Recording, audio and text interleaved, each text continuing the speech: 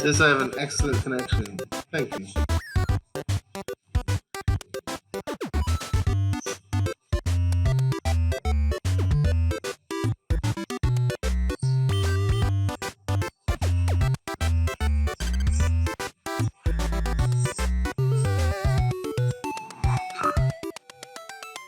Oh, you can share.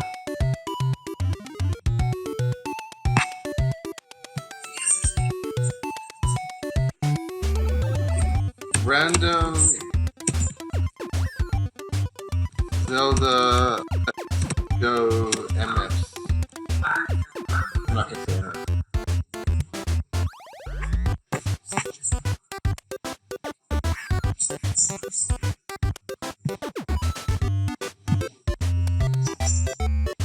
Okay, how do I feel like a dumbass? How do I get out of this? I don't see right.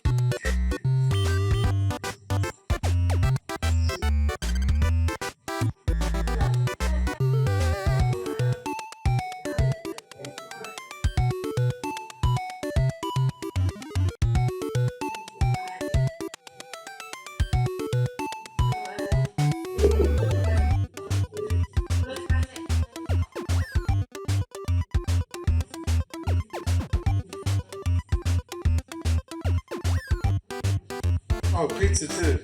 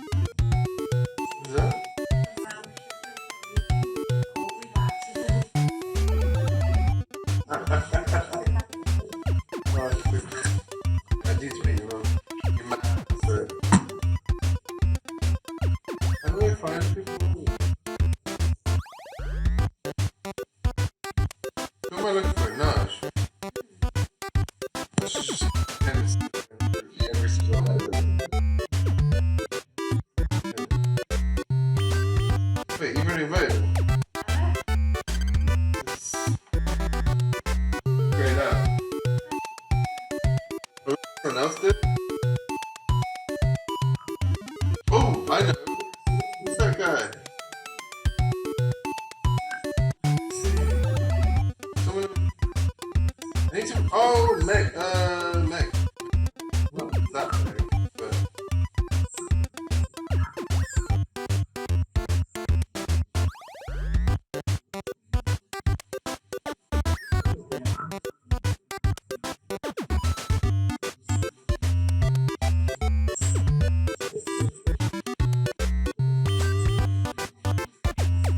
Oh, well, I might as well.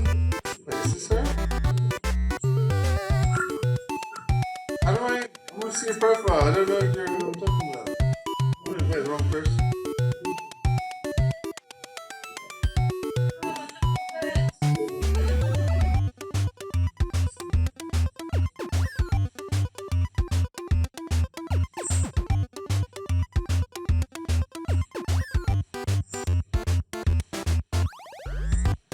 shit. People actually been watching. For once, people actually watching. Fuck's sake.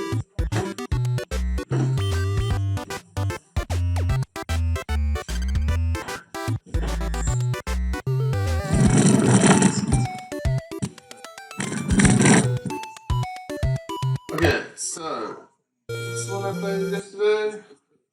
I'm gonna start a new one. That one was bad. Well, not just that, I've forgotten everything I'm doing. So my plan is to learn how to. Oh, Captain! I better ask him to my birthday.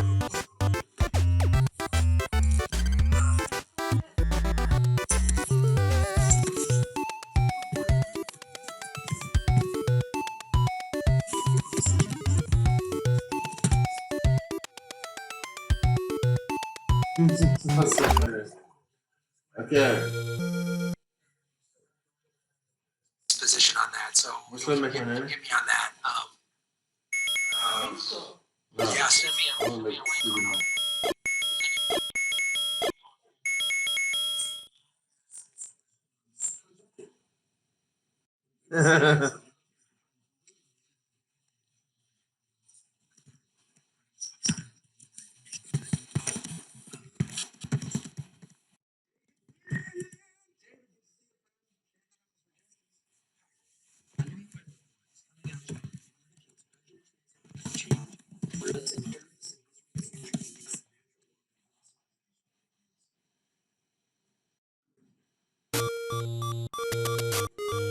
Oh, fuck off.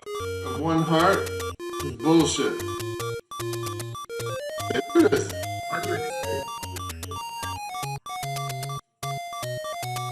I mean, I like it hard, but not this hard. Ooh, oh.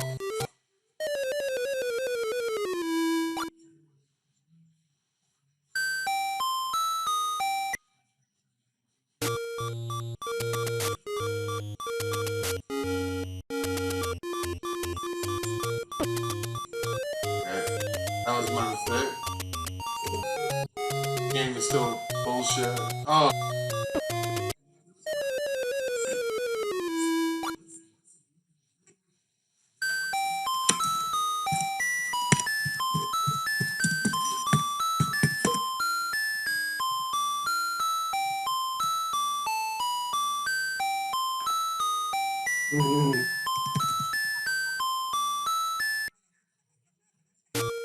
Okay, I need to figure this out.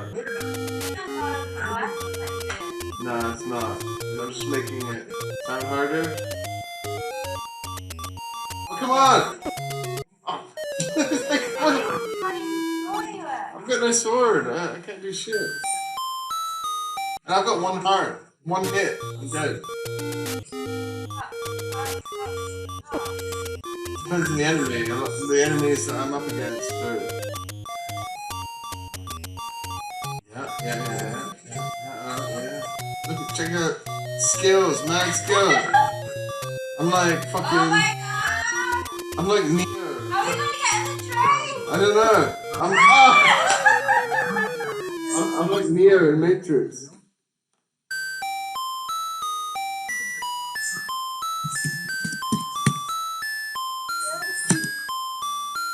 I need you to make countdown to the party. Yeah, he's on Facebook. I don't know. Also, his name is spelled Quentin.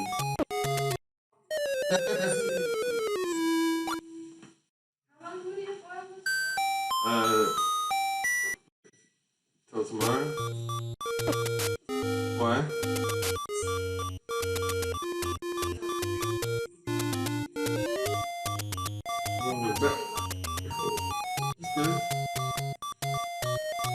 I mean, we're probably gonna stick around. Oh, look! I made it! Yeah. Ah.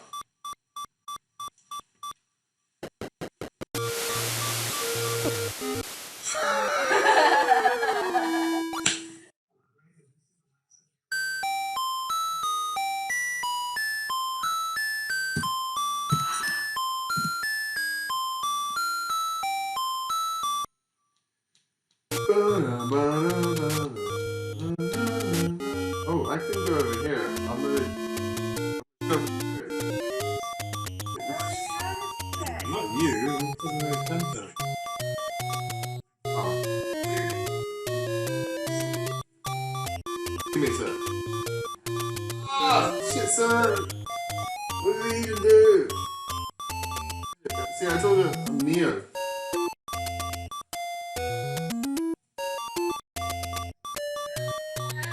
This way seems a Check bit out easier. Cure for Cancer. Huh? They're not turkeys! She said.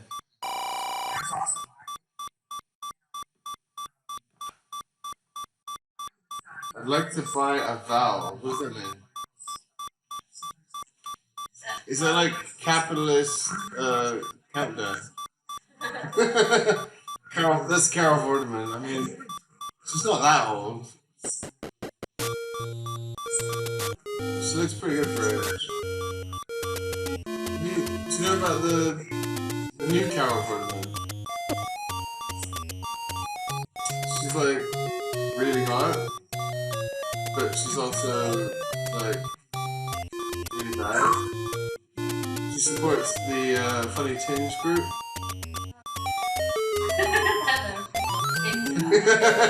It's what?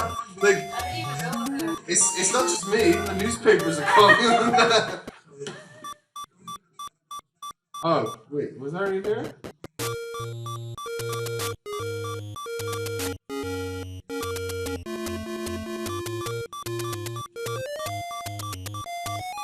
Yeah, I've been there.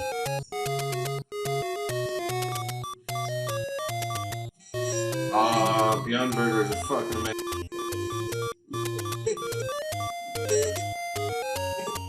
Yeah. Did she get some?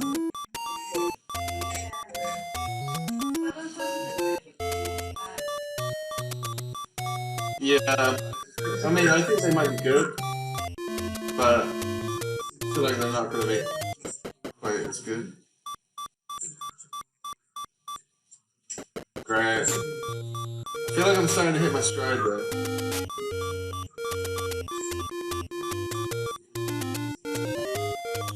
I feel like it'd be nice to have more than one heart. But like, I don't know. Yeah. Collect Oh, come on! What the fuck was that? I think a ghost that I couldn't see.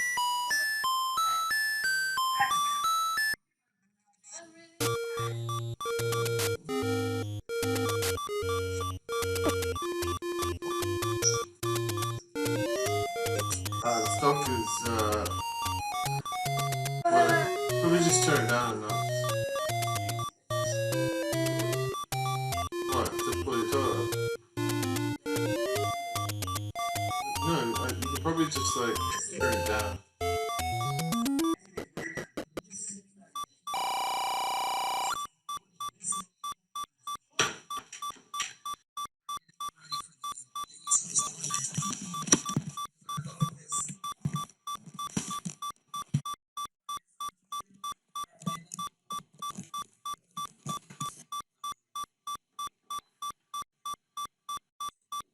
Well, I have no money, so yeah. Anyway.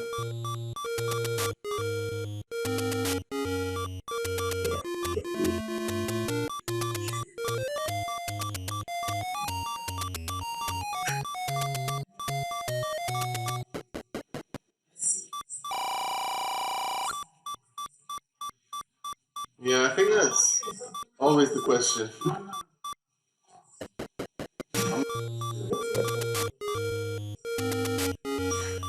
Talk to my loyal followers. Oh, for Christ's sake. I need more help.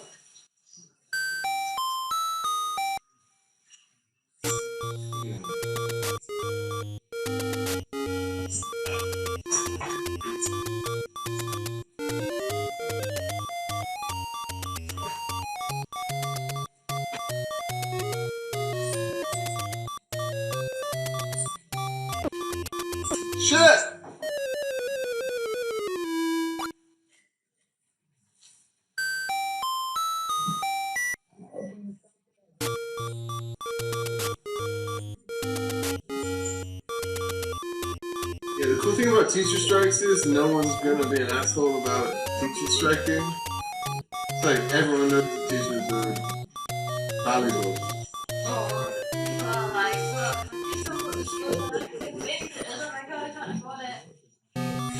In general, people are very supportive.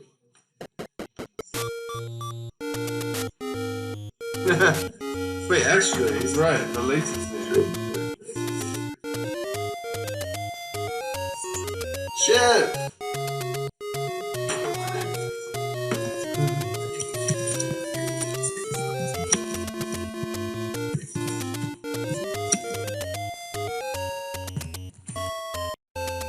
Oh, John Noel's coming.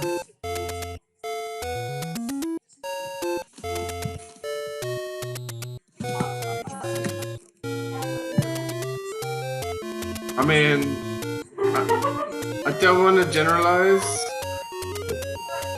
but I suspect John Noel, to me, he seems like the quintessential bachelor. You know? Wait, what's this thing on my TV? What is going on? Go away. What is this?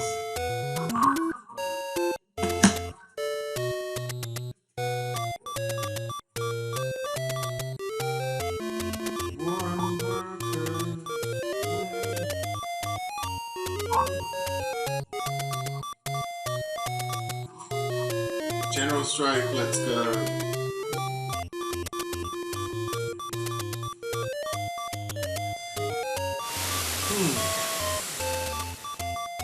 That's a good idea. General strike is not just about not going to work.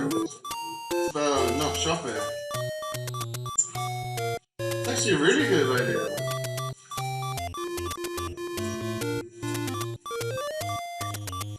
Oh!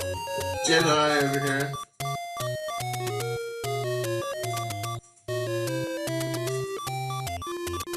I didn't even know if Jim was on Facebook.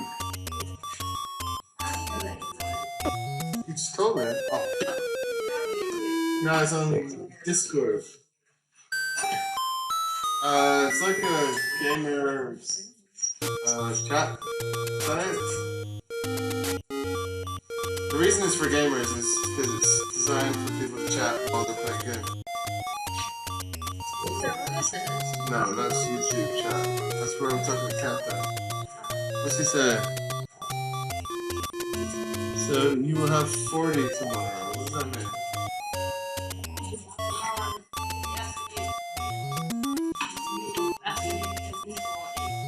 Alright.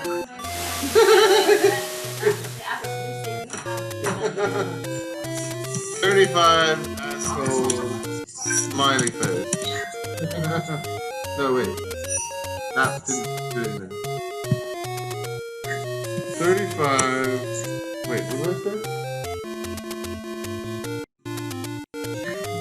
Oh, yeah. Asshole.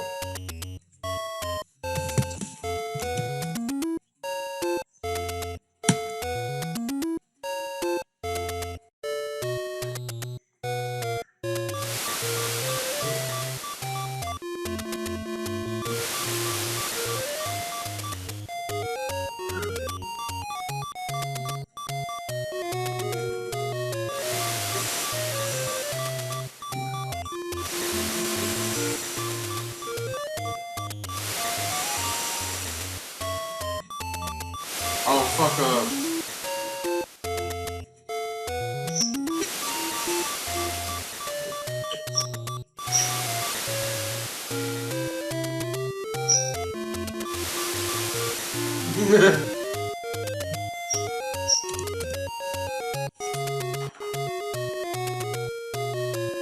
Wait, where's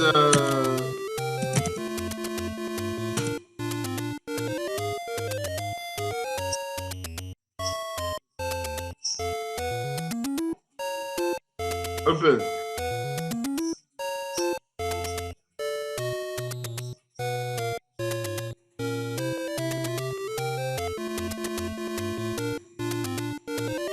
What time do we say? 1 p.m.?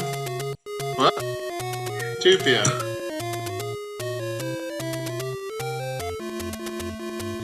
John Noel says, sounds good, what time? Can't be there early as I wake up super late. See? Quintessential bachelor, I reckon. I mean, I'm a bachelor, but I live with a chick.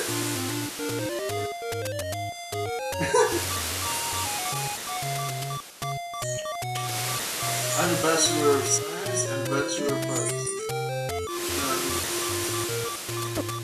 Oh shit! Oh!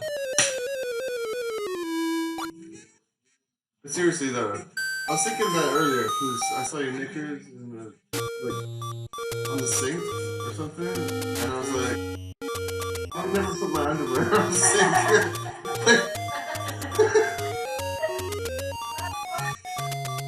What? My hand? Why? Oh, because they're delicate. But I mean, I'm not saying I feel shameful about my shirts, because obviously I don't. But I just leaving them out. I don't know. I guess living with the girls is like it's different.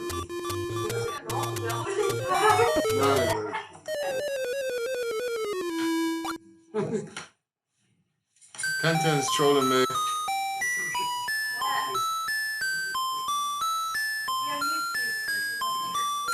YouTube.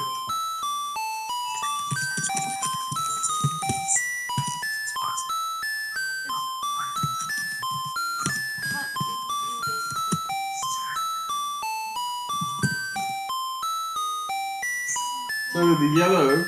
Actually, could you take a phone there? Yeah, you, no, it'd be fun. Cause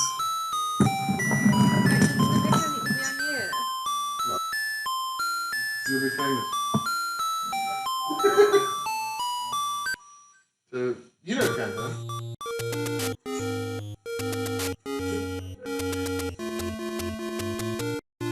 He's our lighting artist. He always tells us not what we can do. I'm joking.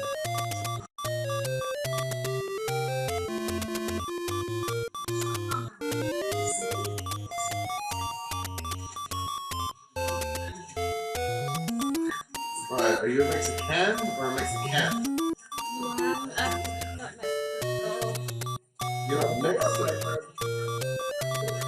What does that mean?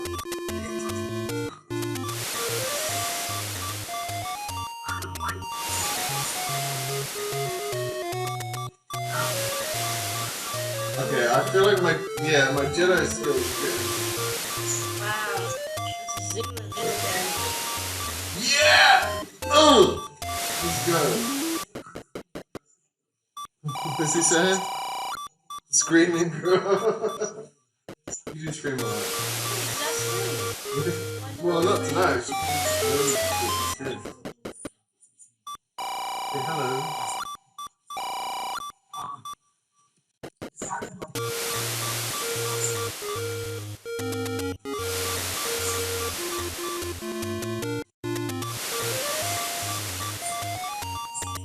Oh, this is bullshit. I tells it. Oh! Oh!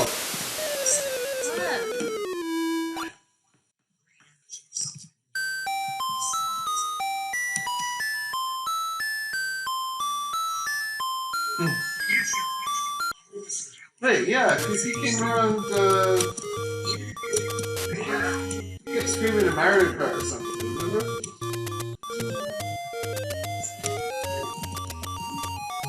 He screamed a lot when he played it.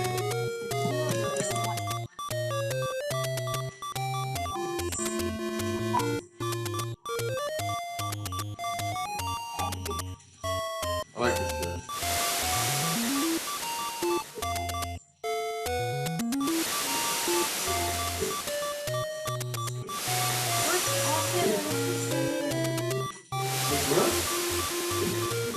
Why it's popping so much from That's French for why are you playing so awesome? I think he means the sound probably. Cause come on, help me out. I'm really falling asleep. How difficult job you know?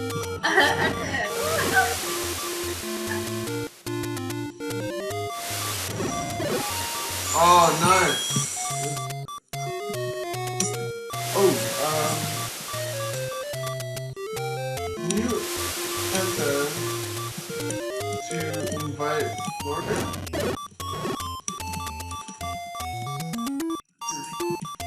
I don't think he's on space. You're like, Oh, enemies popping up everywhere. oh, first dungeon, let's go.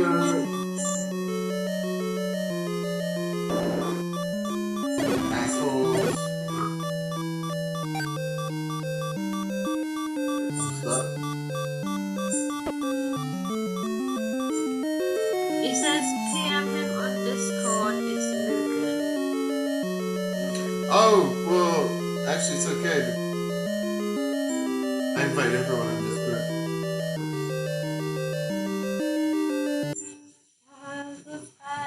I'm not actually sure who's on Discord. Invite them all.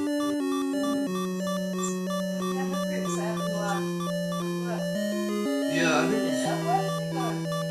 I think Jean Noel set up.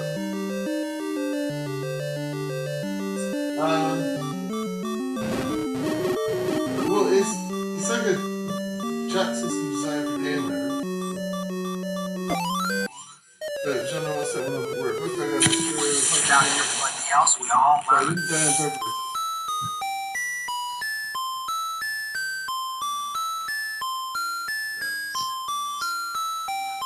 What are you drinking?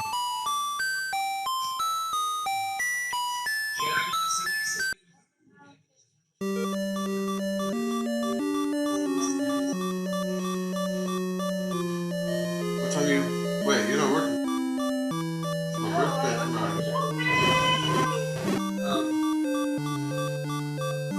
I'm gonna buy so much Scotch bonnets. I'm gonna burn for months.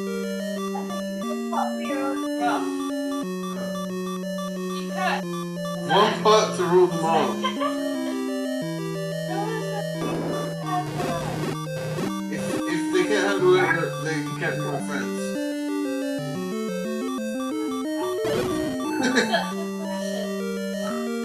To be fair, that's accurate. I mean, one thing is, I'm not saying.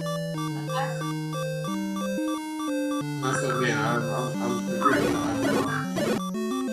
I don't want to give up. Look, I just got a heart container. It's saying I have to give up 37 rupees for a heart. Heart container. I don't have 37 rupees. 99 problems. Wait, it was 6.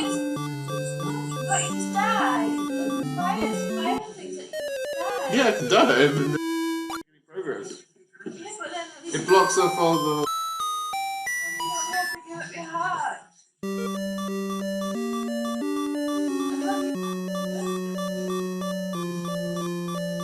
Yeah, I'm back, but I can't go anywhere.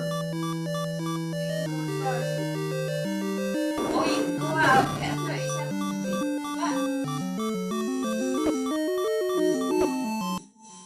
Okay, I'm gonna need to leave. There's nothing I can do in here.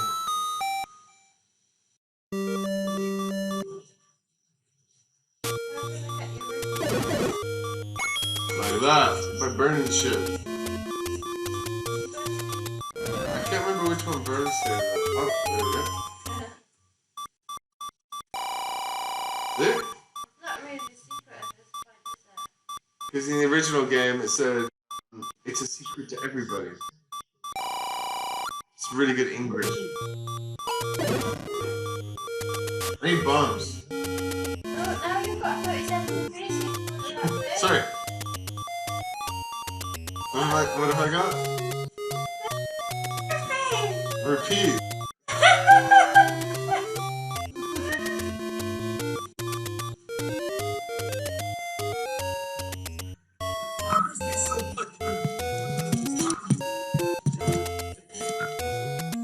Anyway, it seems like we got a good turnout tomorrow. time to get food. It will be a food festival. By the way, yeah, it's a food festival. Women's. No, it's not. It's food festival. It has to be better than that. The food festival word too. Oh, we just buy a bunch of pot noodles. Maybe we could open the bowl and make a pyramid, you know, like a champagne with pot noodles. So, That would be awesome. after eating some pot noodles recently, I realized they're really, really shit. Like, the noodles are too chewy. They're not like Asian noodles at all.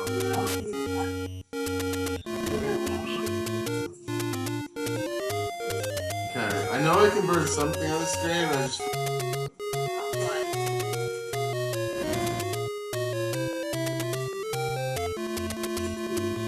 Well, this one definitely burns. Oh! Did you see my Neo moment?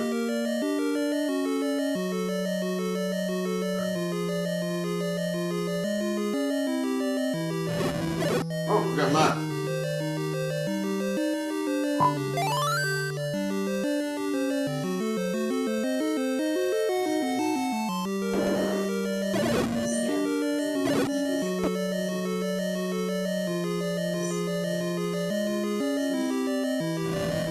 Shit.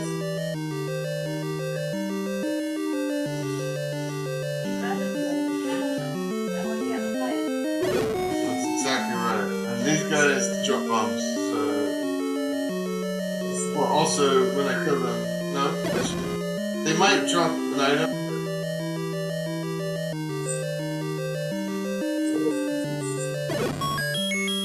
Key. Should I... No, I'm not gonna... I don't want to use the key in case there's nothing in there. I might need it later. I did not mean to do that.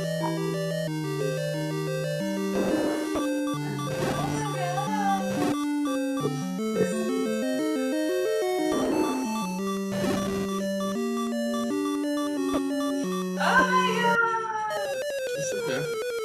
When you're inside a dungeon, when you die, you just go back to the beginning of the dungeon.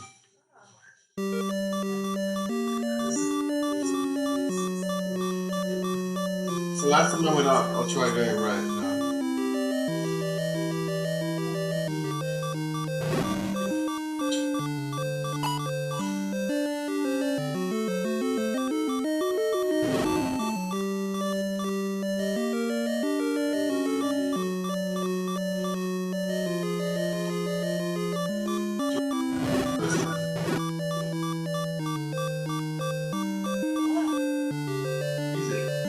I wonder why it slows down.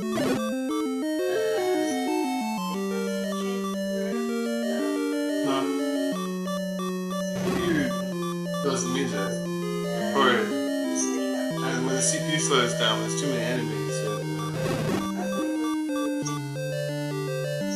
So when you change rooms, it goes fast because there's no enemies up there.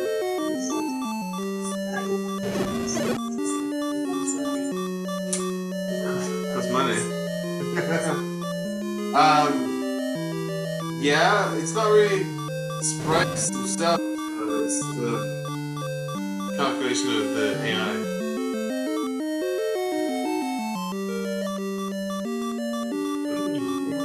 Come on. Shit, wrong direction. You deny it and tell them to do their job and allow safe passage for food. That's sort of protection from victim. Okay. Thank you, Ray. I will read that number. Everybody call this number. Write it down. Either call now or after the stream. 202 406 8800. 17,000. 406 8800. So call Secret Service and allow safe passage. I mean, it's YouTube, right? Protection collected. So we're doing safe. We're starting. Flatmate's name, That right. we're in a crisis. And then all we have to come in is safe. That's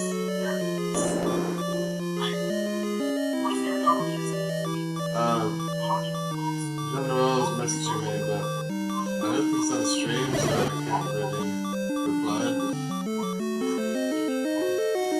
Oh yeah, could you help me out? It's on a separate app, like it's highlighted in the bottom bar. I know you use a Mac, but I'm sure you can adjust. Also, it's touchscreen. This thing.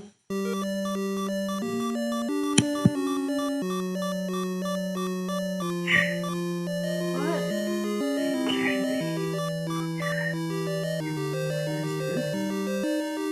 Look, my name's Brody McBoogerballs.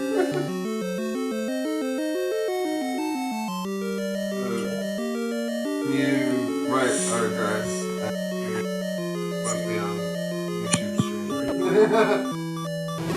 Obviously, security is.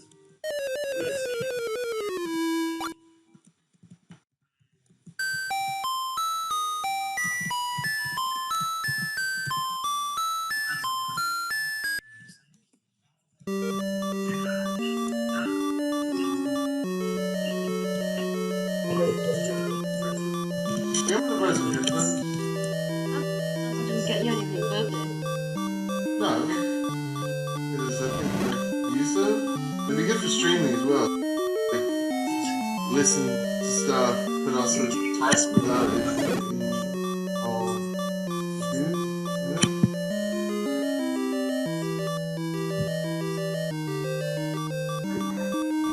What is it? Okay.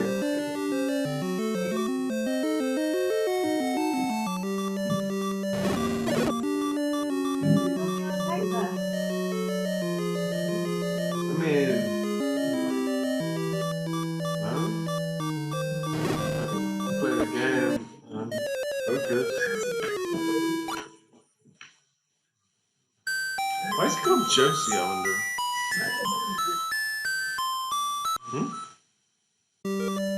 Do you know what his icon is? It's like a French cartoon or something. Is it? Sorry, sorry. What? Did you hear that? That was...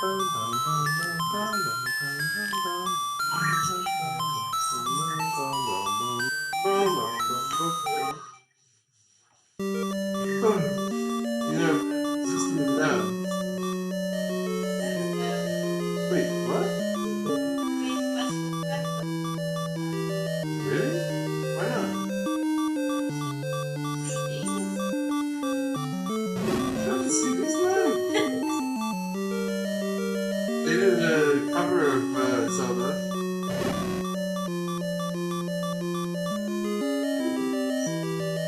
That is all.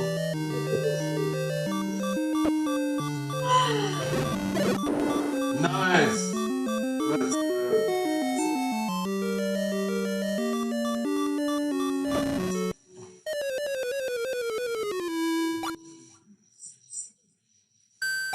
Is that true?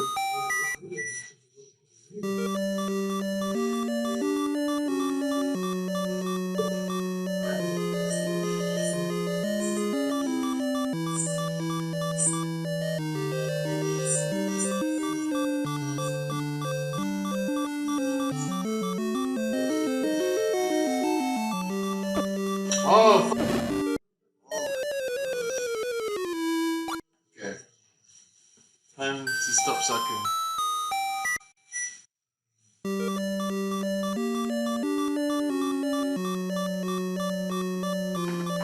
That's the stop. But why is it not work? What? That's it. Yeah. It smells great. I feel like you should go to bed.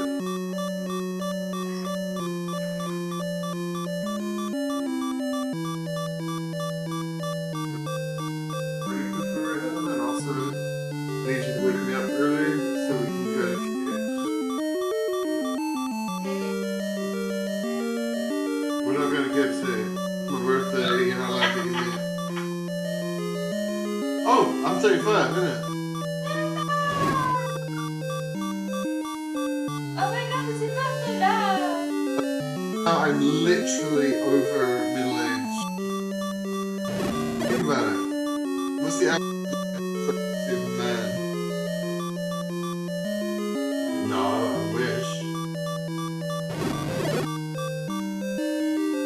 You're thinking of the average lifespan of a furry donor.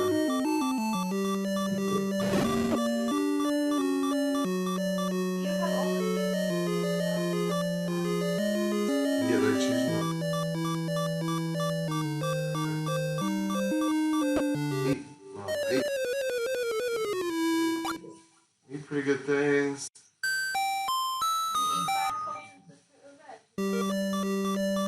Generally, yeah. I mean, I actually have a lot of fiber. Like, that's why I feed so much.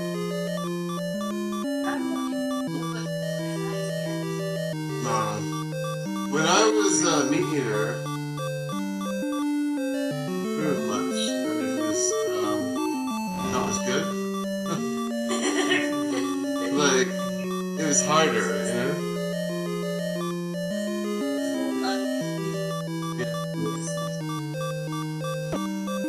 Embarrassed about it?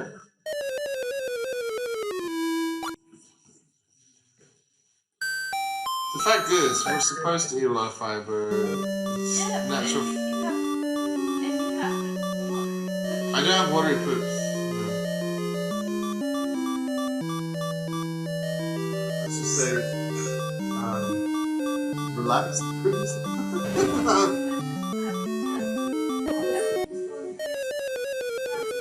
No. Means you got a lot of fiber.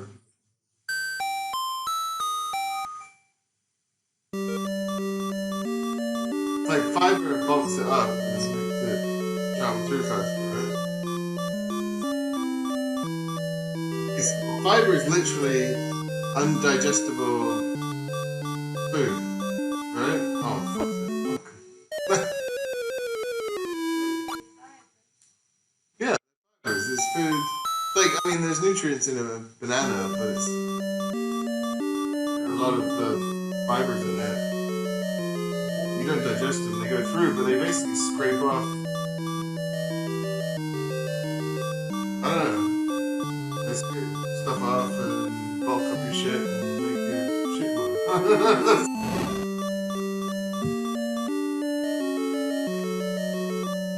My Aunt Bunny,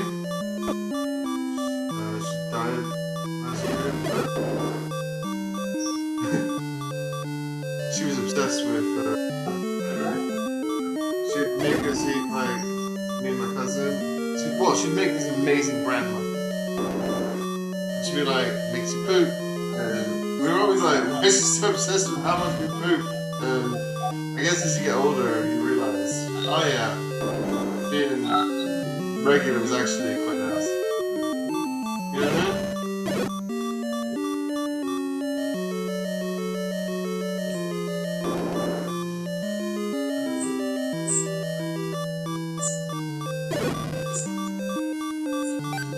Oh my god, that incessant paper.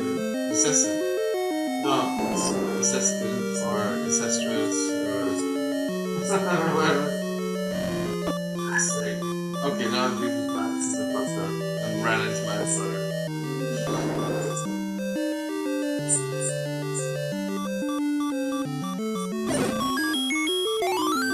Well, I got some bombs.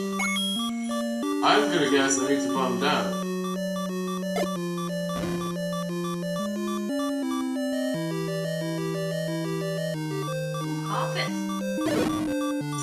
It's supposed to be sand. The reason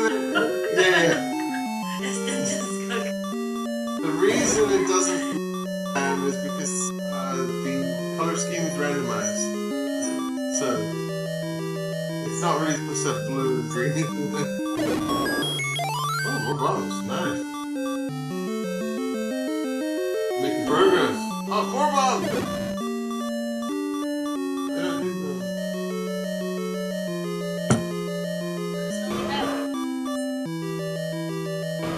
Yes. As long as it was a room thing and not dropped from an enemy. If it's dropped from an enemy, then it doesn't affect. That was actually a big deal. Like when Zelda was first released, once you went past the screen, it forgot. But in this game, every bomb wall, everything you bomb, whatever, it remembers it and it stores it. It had a massive save file at the time.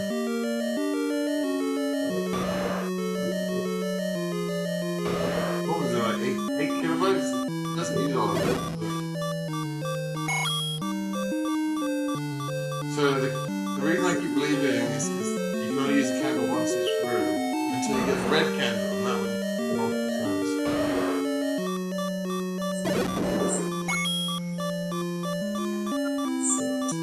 Now I'm gonna save it because I've got 7. My maximum is 8. That gives me 4. So I'll wait till I'm low and do that.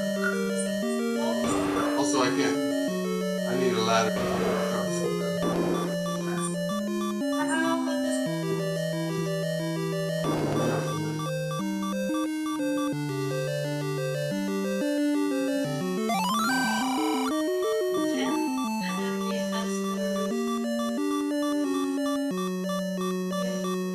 Routine. 10th enemy has. Oh my! I didn't fucking run! Huh? Look it.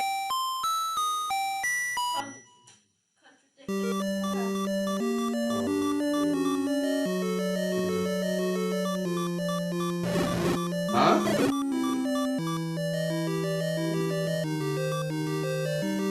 Of course I died. I was middle-aged. At least women live longer.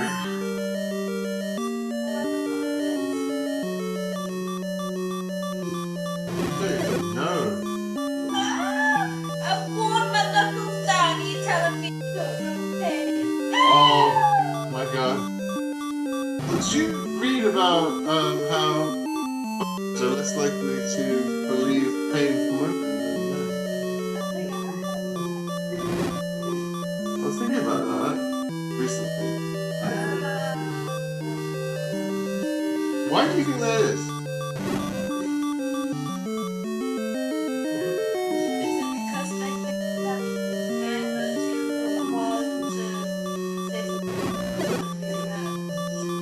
Yeah, but we all know about Bachelor.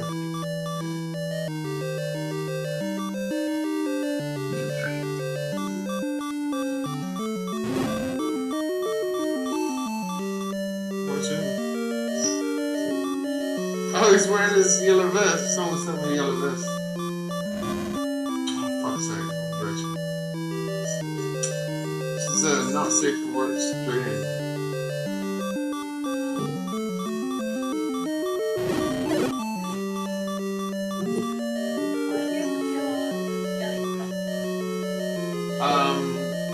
Because something might happen if I kill them.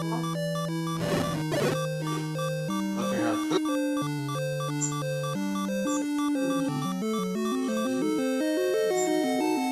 I think I might have to use a kid. Oh, right. Oh, no. I was gonna kill like 4 of them.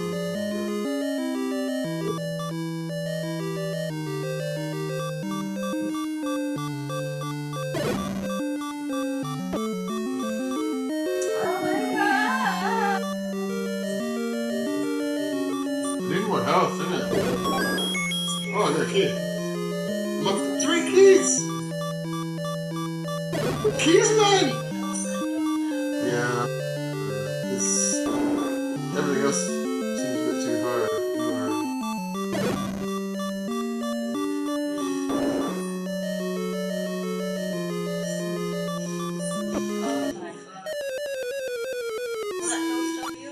Yeah. But also, even if the room turns in it, when you use the key, it's gone.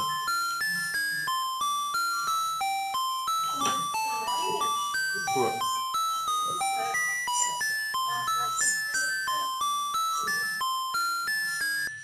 So I guess a massage is out of the question.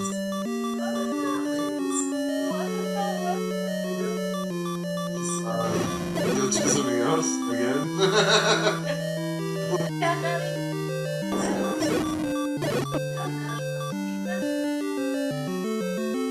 I mean, okay.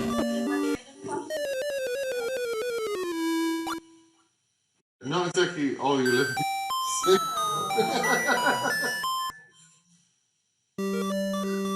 But to be honest, it's kind of like exactly like it's kind of happened all. I think it's mainly come from the show.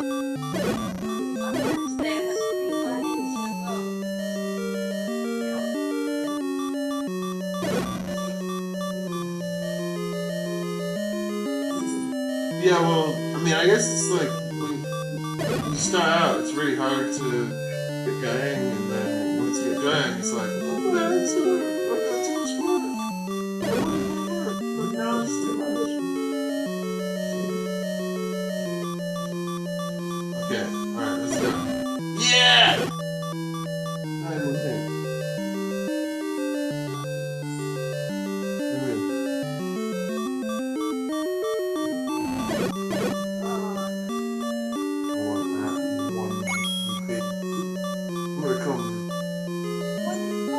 I don't know.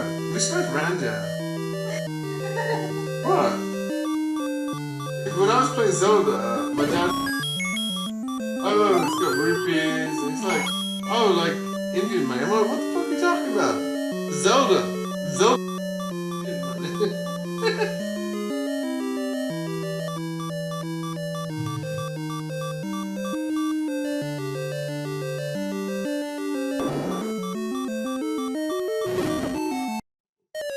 I walked into my own fire, innit? Fire. I walked into. If I walked into my own fire, it wouldn't be any good to me. Oh, look, check that.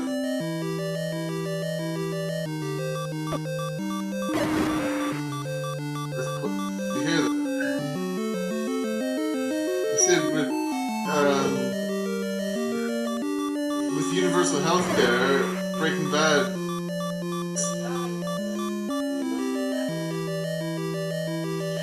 Yeah. But imagine, like, the whole premise is for his family, right?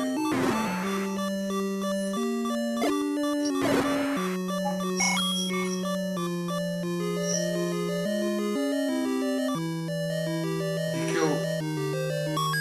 Yeah, if you kill one of them, you leave the room. You both die. The little trick I picked up. Huh? Oh, compass. So now it tells me where the Triforce is.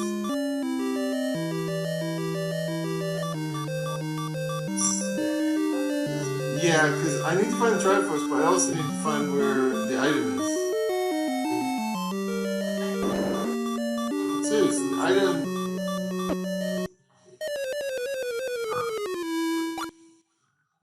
Patrick Stewart. Patrick Stewart. Baseball.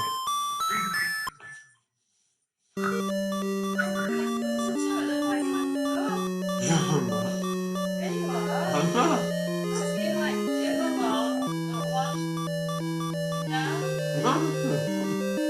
It's almost I can't go this They're gonna kill me! Like, to be fair, you can see how I'm playing. I'm not playing that bad. I just have, like, no defense. Up, and right.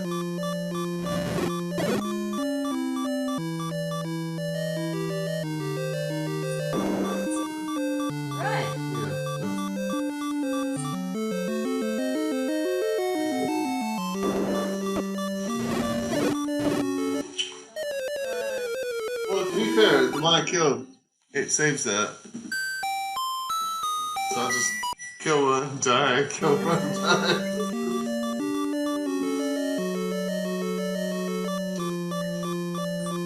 Do you reckon you could do The Legend of Zelda by your lonesome?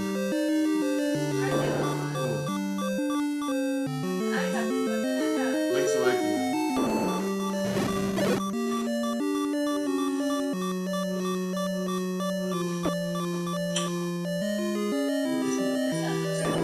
Oh, for your luck!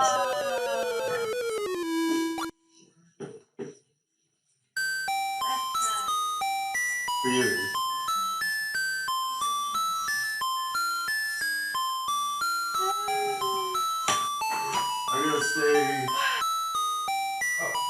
on my non-followers.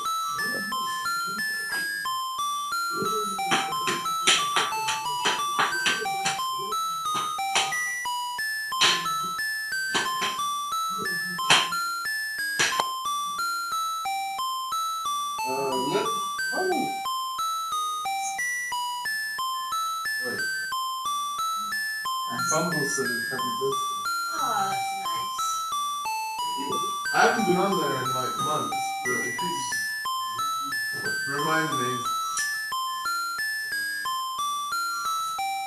I guess that's how they make their money.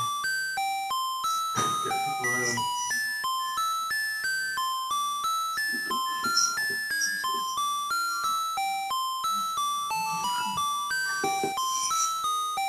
I want a yellow vest. I want a yellow vest for my birthday. That'd be amazing. I'll wear it to work. You can get the zoos for free. What? You can experiment at Burger Zoo while I talk about that. And you'll get it for free. Because that is massive. Or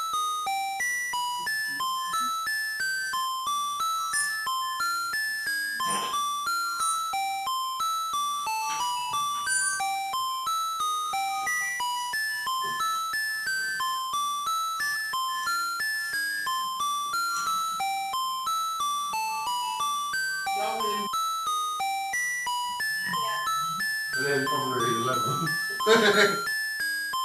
Being that's cool.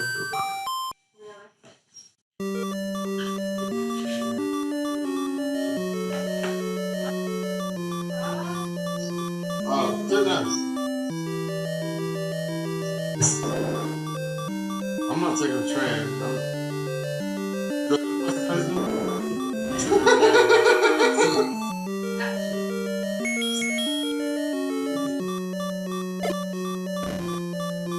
Balls. Oh, this is so hard. Why do you think it's so hard? Use the ball of bombs for not.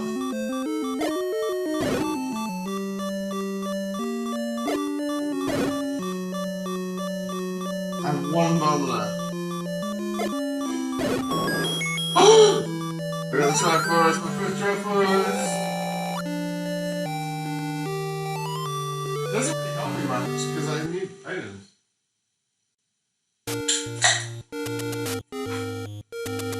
But it does show how awesome I am. Just a friggin' candle and some bombs. No, I got a recorder on the other one.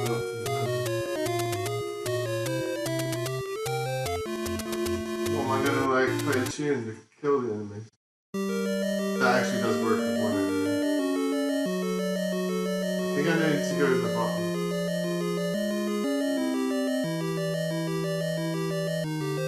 I may or may not need to dig.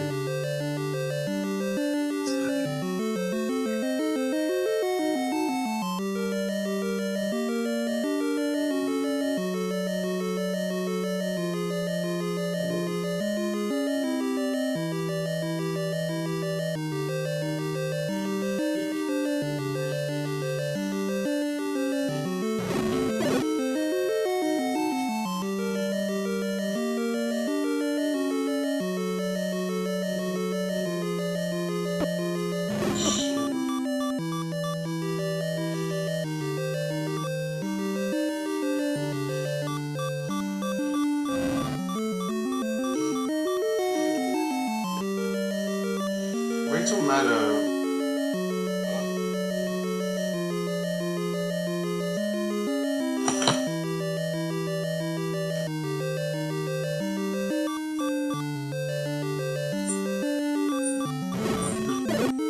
I mean, I love this guy, but he keeps saying Iran, which is making me irate.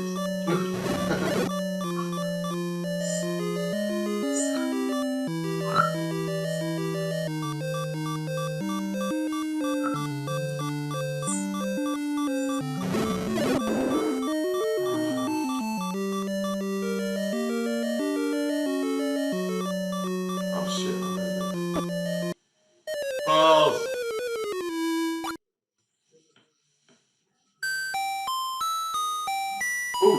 try Zelda. Yeah. I was gonna say I'm not using the Switch. Yeah.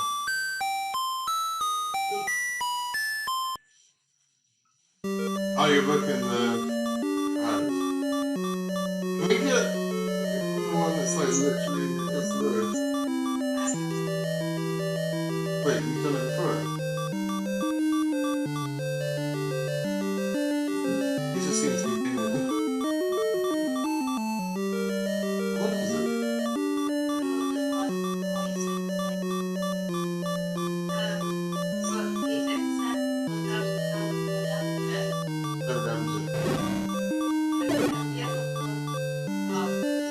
Wait, wait. No. Like, just don't freaking damage it.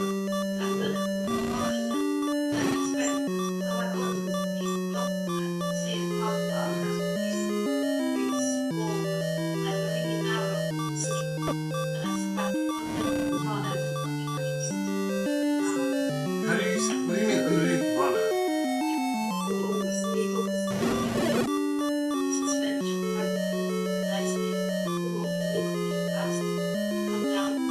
That's not run it. Oh, wait, how did I mean, that seems trivial. Wait, we're gonna whale? I thought it was in like Hyrule or Middle Earth or something. Like,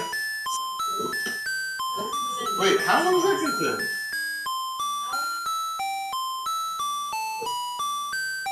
Wait, is Wales an hour and a half from Manchester? Manchester's like, what, an hour away? That seems way quicker than I would have thought. Okay, it's just, so how long? Wait, what's the double first? Is that it? Yeah, fuck it. Easy. The train would cost us like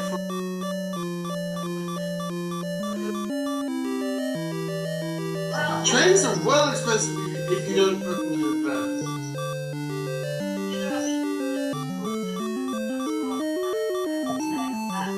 No. Wait, where's Helen?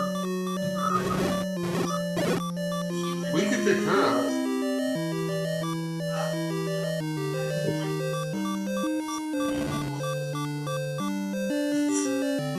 Turn these ways to the same place. You don't mind.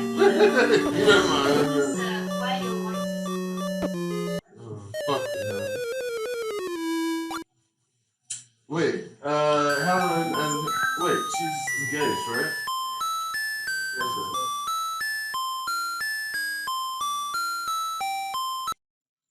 She's doing okay now?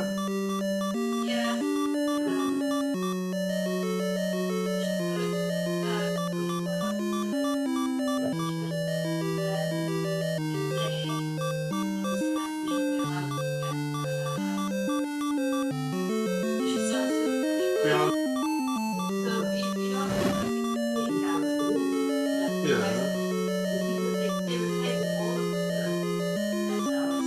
Wait, really? She has leukemia?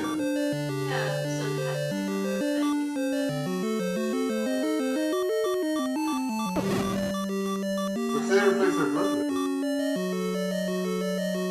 From her? Wait. Was he dead or? Wait, so someone in Singapore, their name I heard that's like incredibly painful. They have to like literally do a spinal tap and no, it's bone marrow. It's incredibly painful. Someone did that because it's in the heart.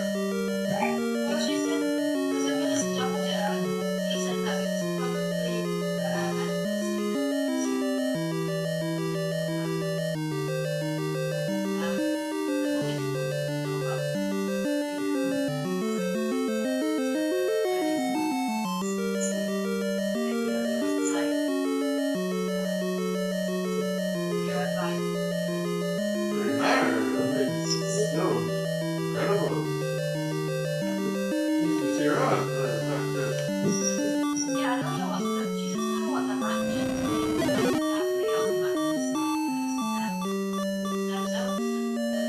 it's because she's a doctor, isn't it? No, I mean, isn't it like, I feel like that'd be part of it, because bone marrow is where, oh really? So, bone marrow is where your blood is made, right? I mean, no, is it where your blood is made or your, like,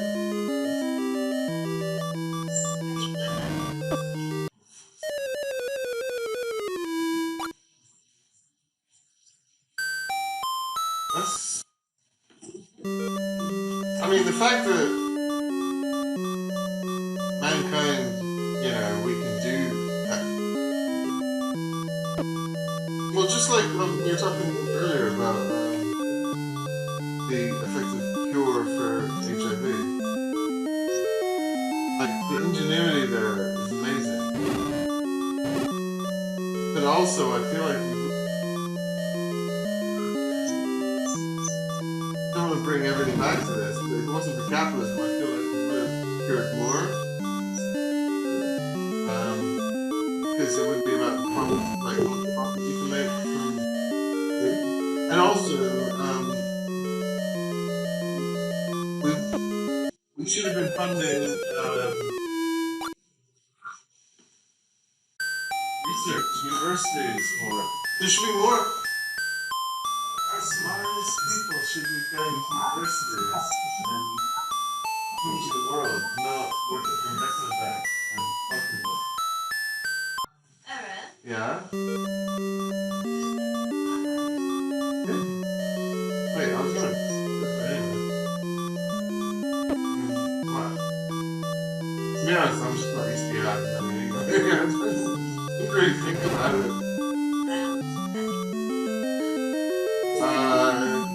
It's in my bag. In the front. No.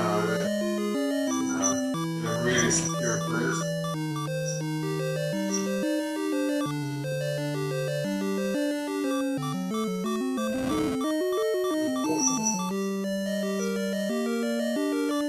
So 69.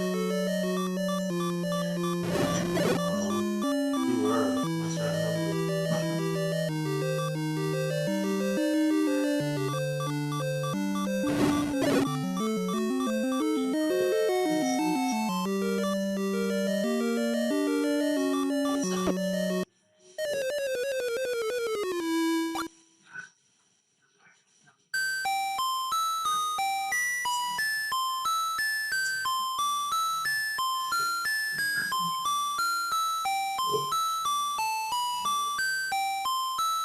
Bum, bum, bum, bum, bum, bum. It's time to get to know that tune pretty well.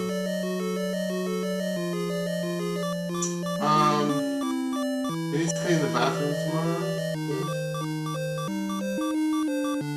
We need more bleach. Actually, do we? Is there an alternative? What is that? Is that me paying? Is that money?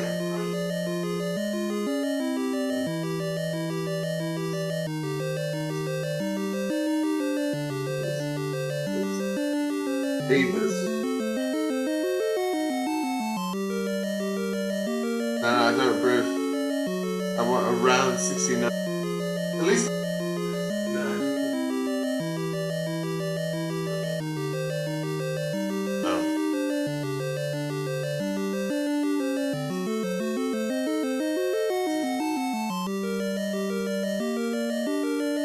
Oh, I bought, you know the text program I use now? I replaced Visual Studio with it. Sublime Text 3. It's made by like 3 guys in Australia or something. So I feel really happy about supporting them. Also, it's not good.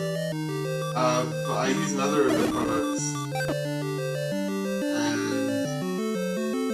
yeah, I paid 75 quid to buy the. Do you have source control? basically like this. I'm not even sure how best to explain it. It's how you store all the changes you make to your code over time on the server. Yeah. Yeah. I mean, you must use source control. No, it's not. I mean, they have files and stuff, right? Like, how do you, if you make a mistake, or like, how do you share? You have to share it, right?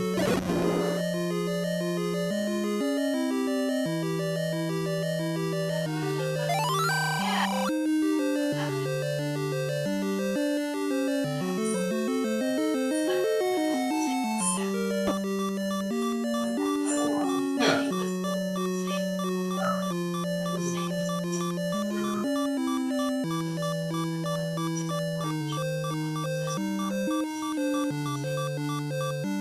Yeah, so you need, yeah, so you need management, so you don't, like, fuck up a lot of work, right? Oh.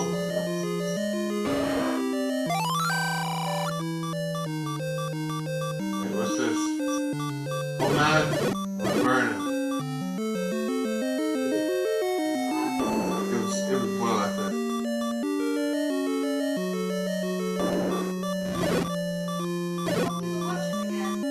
No.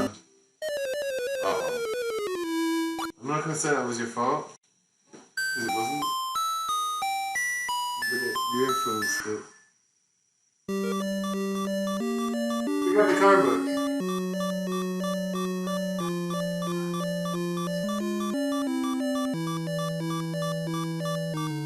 Wait, no, I invited anyone.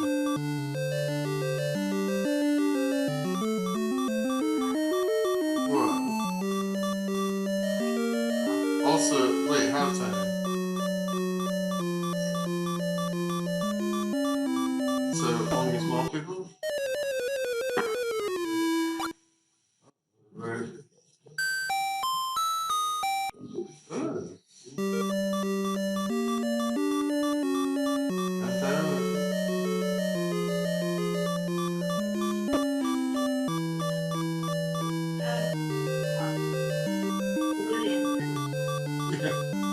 You know, I'm obviously not sitting in the back. Even in like saloon cars, I don't fit. You know what? Fuck it. It's the bombs. Wasted so much time.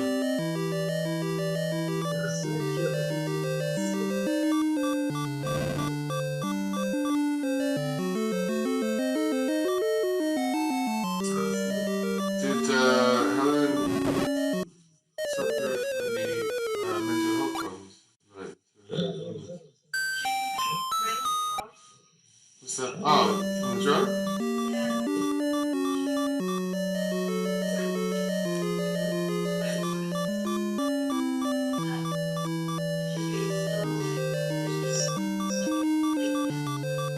I mean, she get depressed. Like, why me? Why?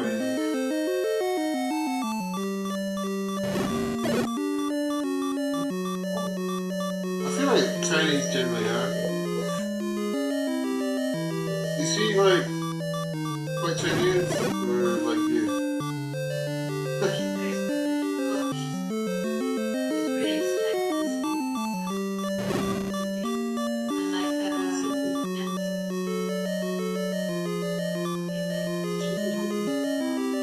I mean, I think all children should be raised to speak mother tongue.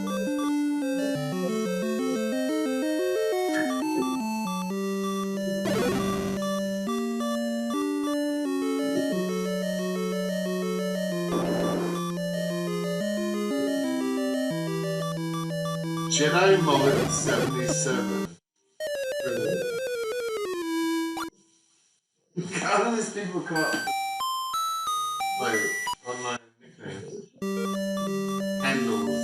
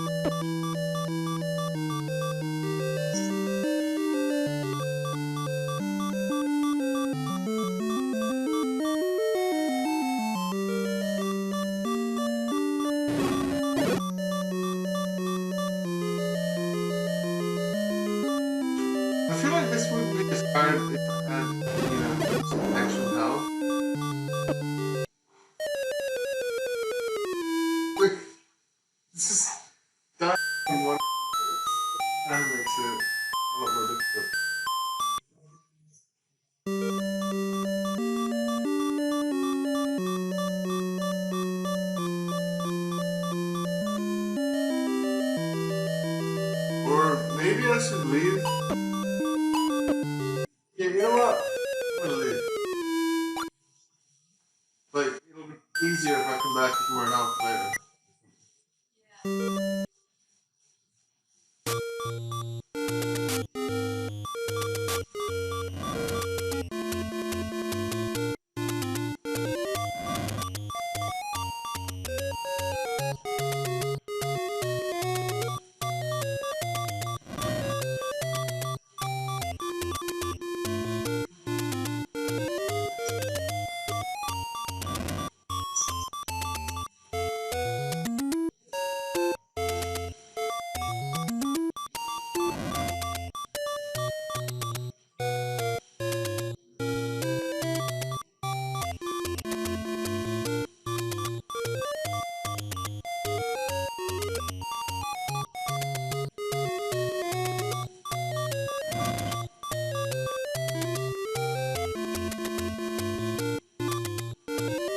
Quite like that. Make Gotham great again.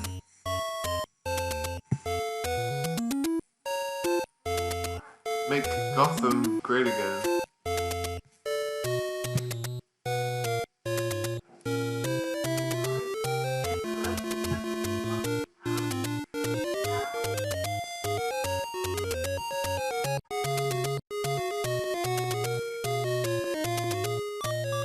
Wait, where is this?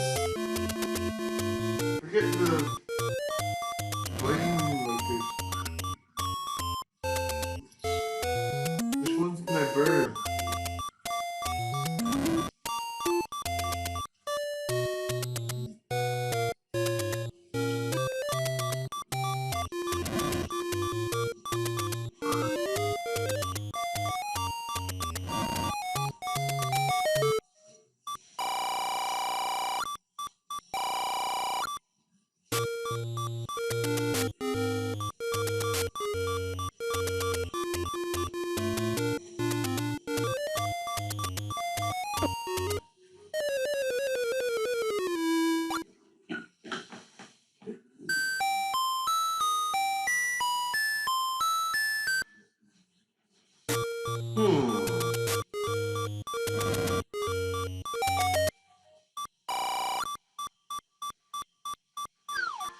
Can't touch this.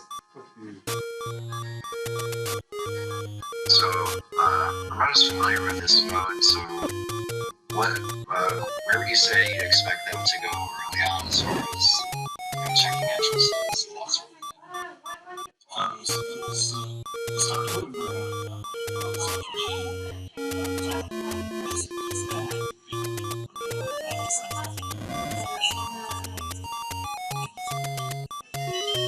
That was bullshit. Like, with Sumo, before they even interviewed me, they asked for my passport number and shit. Never had that before. Company. I feel like that's like, oh look.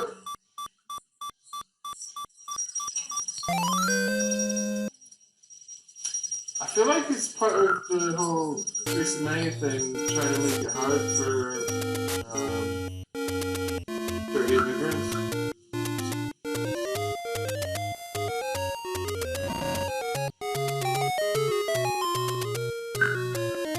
Like, she drove a truck around, like, she set up a truck to drive around saying, if you're illegal, go home, we will, like, fuck you. Like,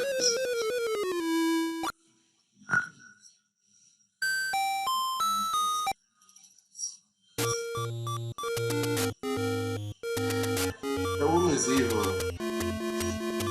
So that's I what it don't is. think I'm fucking sorry for her.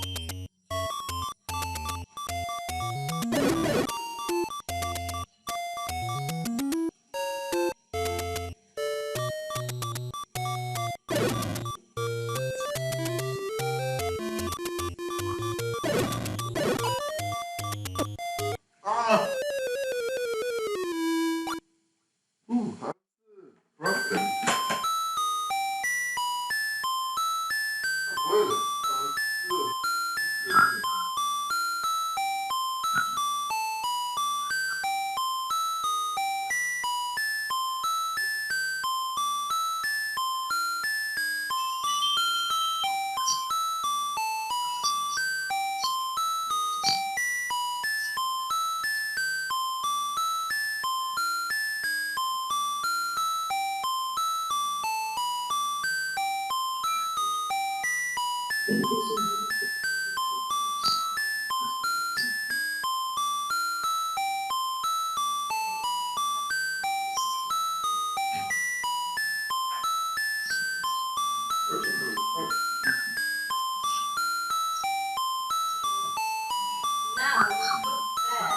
there. Get a set line. I feel like it's an act of God. Where do you take it? No. I mean, it tastes light, but I mean, it kind of should. I mean, obviously, it means once you need. We've had it there soft. Get a little. I mean, obviously, it needs a lot of salt. But we're not going to add salt directly. Soy sauce.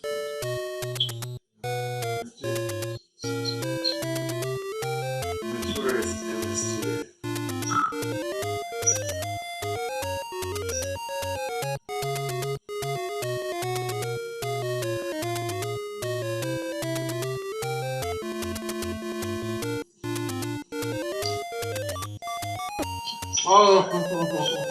Oh, I know where to go.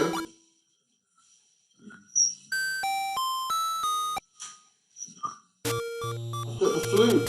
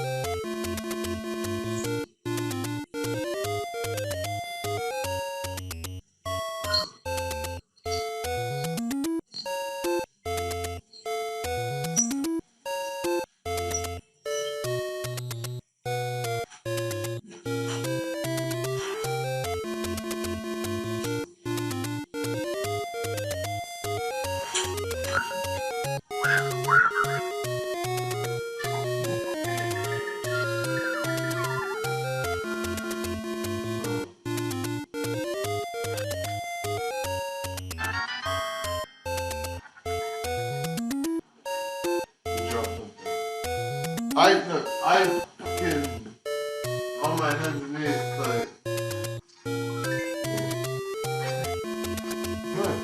I meant to do the wet. Yeah, meanwhile, the train is coming in a desert.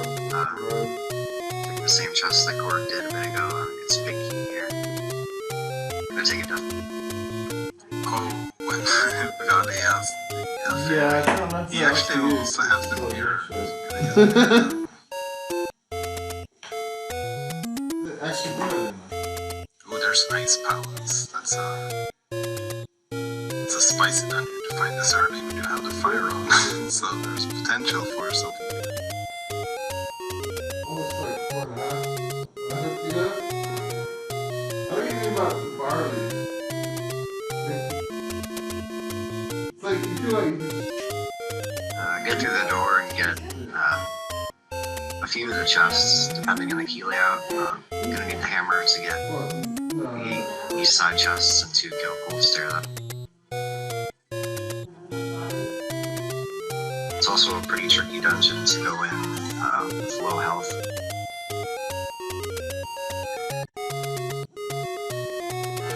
Ooh, this is one of those nice early drop downs to find, especially when you get a sword. Yeah, that's probably the most lucrative early drop down, or well, drop down location overall that you can find 5 items. Did find a small key to Castle Tower. We do know where Castle Tower is, so it's interesting. I mean, it does. It's certainly no water.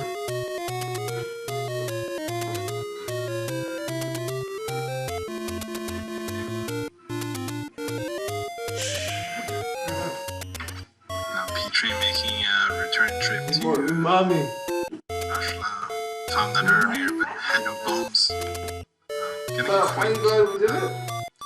could be Are you ordered glad it you did actually. it? We ordered a salt Meyer has You're either like, and we don't even know if there's anything in those entrances. Today is Forest Thief as well. a red. That's probably Lord of the Rain. It's always nice when you can at least see Shit, what's in you there. burn this motherfucker? Sometimes you only get like a magic Yeah, pad or you something and you have no idea if it's required or not. Find a dungeon!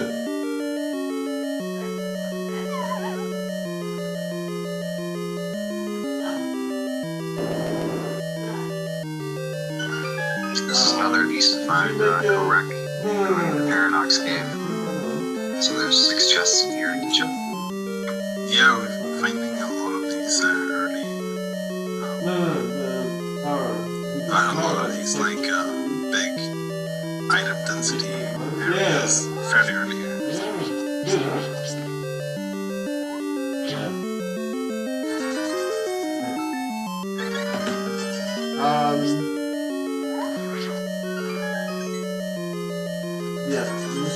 But yeah, because of it being key sanity and all that, it's just makes it less likely that they will be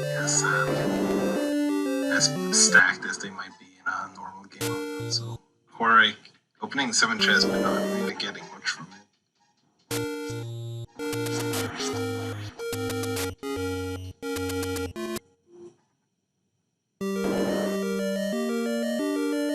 Well, that's an interesting connector that takes us to the East Dark World.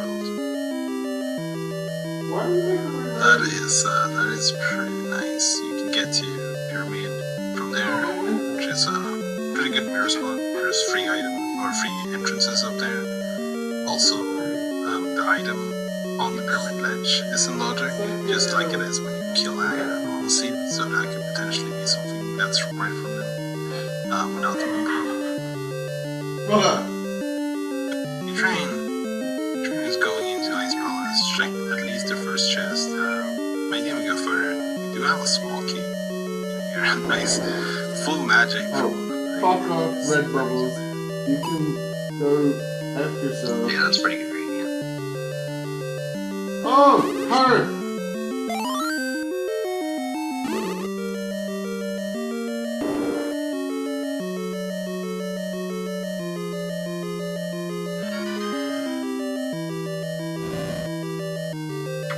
Yeah, speaking of convenient, dropping some bombs against ping gators and getting all the bombs back again.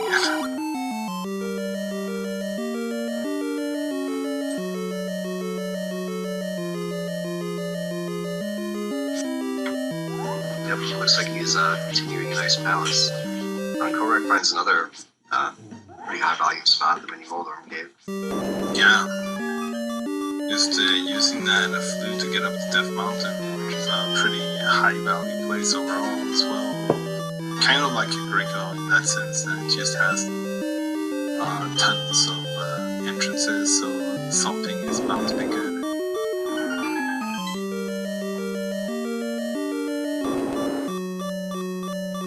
The only kind of unfortunate thing with Death Mountain, it's gonna kind of remind me a little bit of Verda, is that you're gonna have to climb up and drop down, and climb up and drop down over and over again in order to check everything.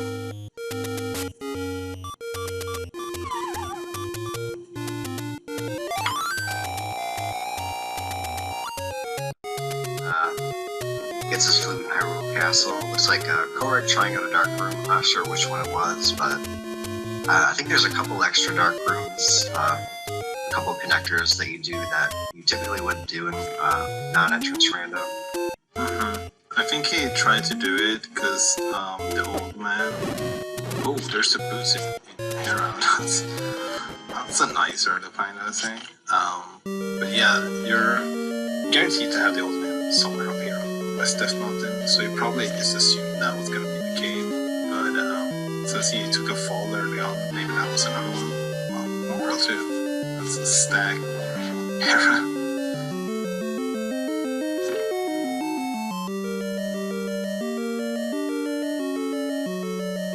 Yeah, 2 very nice finds there. Yeah, for sure.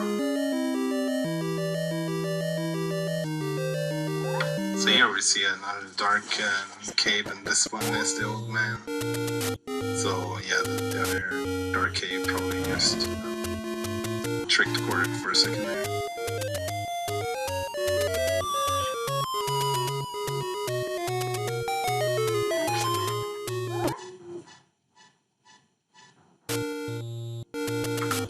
P-Train having the fire rod might be able to see what was in here now. Dark sewers just in escape. It's also interesting, so we're returning the old man now, but we have no idea where it's gonna put us when we save and quit. So that's always nice, like just returning him home. It's gonna give you access to more entrances.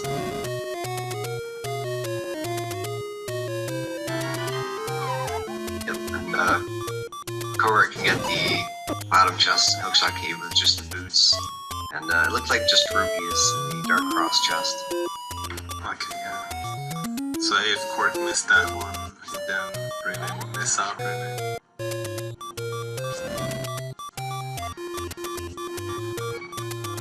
Korik's gonna have to be a little bit careful here, though.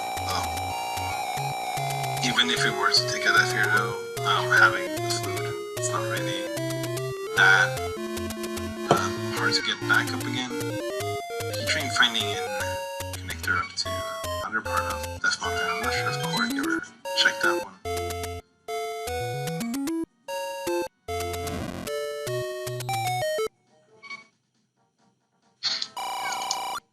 Yeah, and looks like P-Train's still a bunny in here because I think the game only checks if you have the Moon Pearl and what your bunny status is when you exit a door, or when you enter, it doesn't check.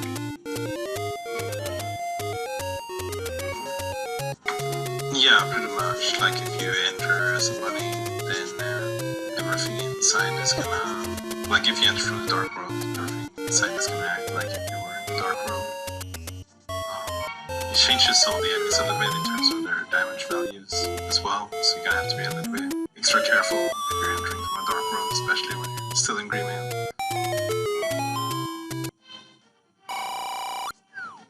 I think it's mostly like the rats and the bats that changes. Anyone played Inverted just when it was just got released, when you climbed up to Death Mountain, the bats did like 2 hearts of damage. That's because they acted the same way. But that's always the thing here in entrance.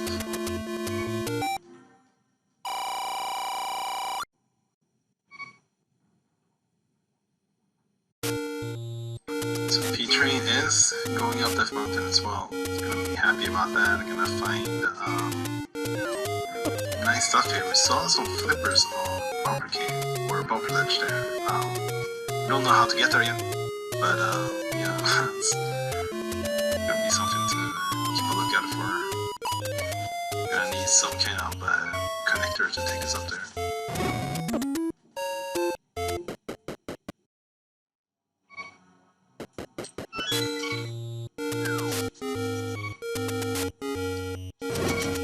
Yeah, and another thing you might notice is sometimes they won't menu, they'll just switch their items without that. I think for entrance rando, they let quick swap is allowed, so you can just press L and R to sort of, just quickly switch your item without opening the menu. Save a little time just because it is kind of a longer mode. Yeah, exactly. Definitely takes a lot of skill to perfect menuing with quick swap as well. Definitely rewards you for thinking ahead from like what item I want to use. So you can use the pre-menu to that with the quick swap.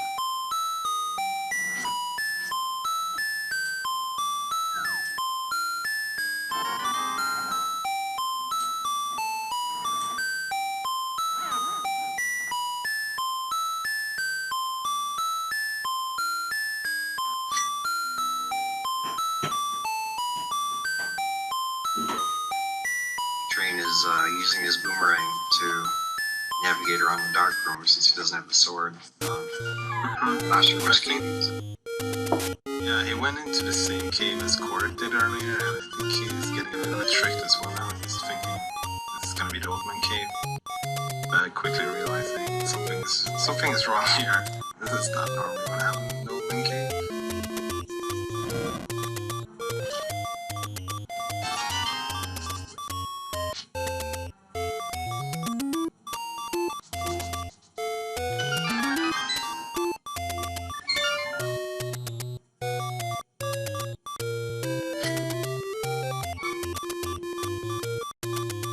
Trying taking a diff there, but equipping the flute right away, so might be heading back up there again. Hopefully, well, because you know what's up there.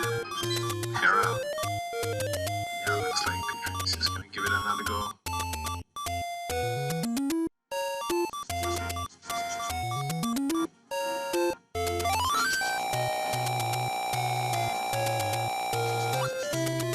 Korek checking the bomb rocks by Link's house. Nothing there this time, but that's one of the trickier entrances. When I started playing Entrance Randomizer, it's easy to forget about because you never have to go there, either in NMG or in a regular rando rig. Yeah, for sure. There's also one in the Dark World and Link's house too, or well, Bomb Trap, I guess. Just one of those extra things that New Boots opens up for you.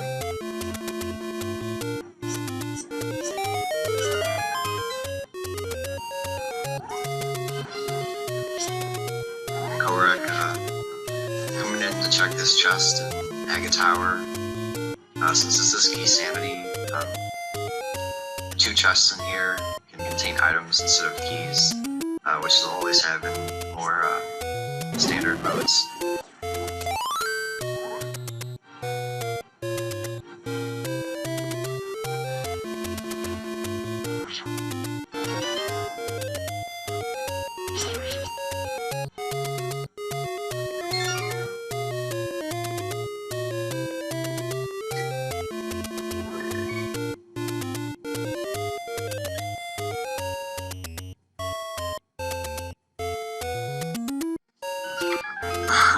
So, work is getting spit out in one of those bomb prompts, but do have tool ready, so you can just head back in if they want to. But let's see, goes back there because no, so that's unfortunate. I think work was like literally right next to the mirror after doing that ag entrance. Kinda skipped out on that one.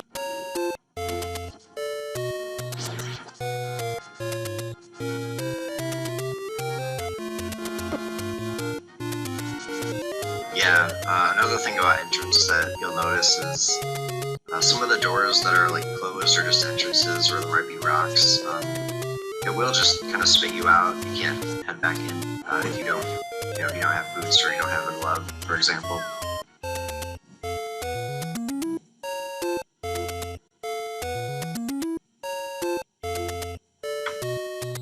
It's a pretty nice entrance. Korek wasn't able to check this because it didn't have the mirror.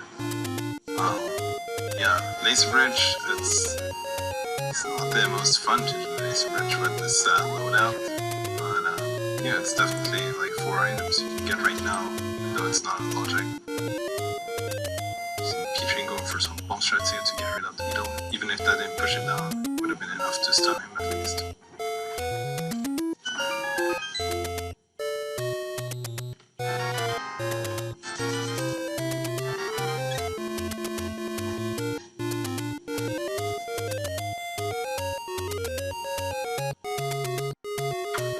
There's a hammer. Oh, this is crazy. Ethan has boots, mirror, and hammer, flute, and pearl. At 30 minutes in. What is this thing? Yeah, that's a pretty nice find. Yeah, that's pretty crazy actually. And totally possible that the mirror is the way to get that hammer. Quark is in the right dungeon for the hammer, but it's not going to be able to get it going from this way. Yeah, also there's a little minor glitch there where he went into the entrance where the big chest is, but sort of flopped over the rail to get to the other side. Kind of a convenient way to get through the dungeon.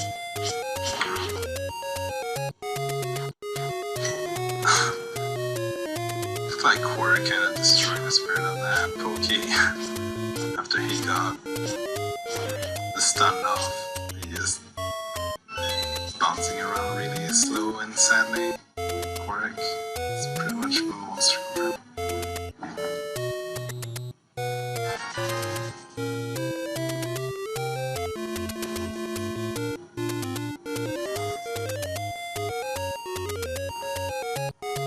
Alright, B-Train heading back into Luke's arcade. He's gonna get the bottom chest and he might try to hover to the rest of the chests. Yeah, looks like it. It's gonna be pretty substantial enter something important here to get this sequence breakdown shot.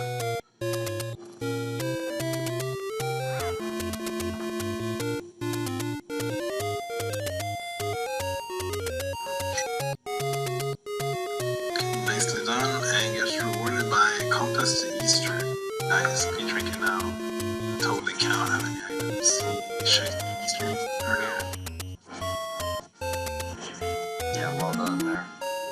And to answer a question in chat about the mode, if you just joined us recently, this is Crossworld E-Sanity.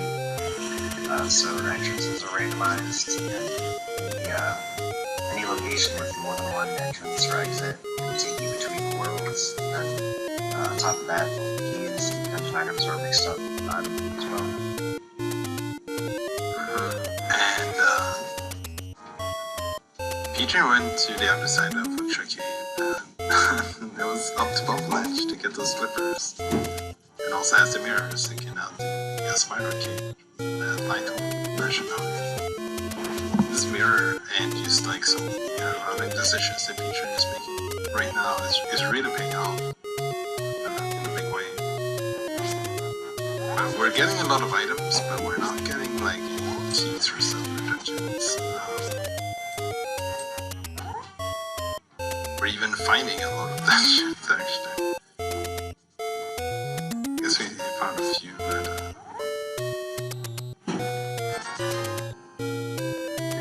Yeah, at this point I think we've seen just Eastern, Desert, Rock, Ice Palace, and then Castle Tower. So still plenty more to find.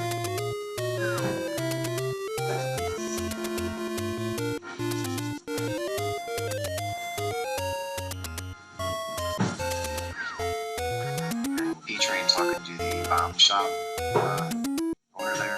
And he tells you what the 5 and 6 crystals are, which will give you the big bomb. And in this case, it's pretty useful as well, since runners don't know what the crystals or dungeon prizes are until they get them. But so Desert Palace and Misery Mire, I think, are 5 and 6. and Quark finally getting that mirror, so it's definitely a step in the right direction. See how long it takes before it goes back to some of those mirror spots though.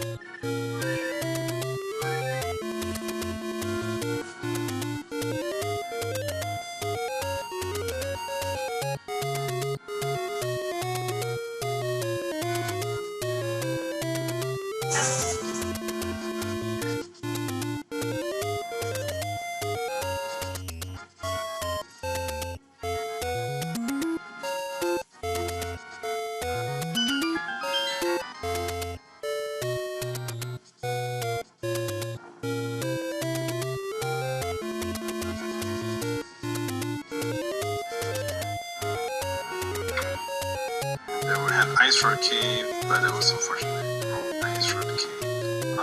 Ultimately gives you the item. switching to the mirror here because they don't have the mitts yet, but they could get one entrance that is blocked by those. Is we're gonna be that high. Maybe that was one of the connectors that took us up here earlier.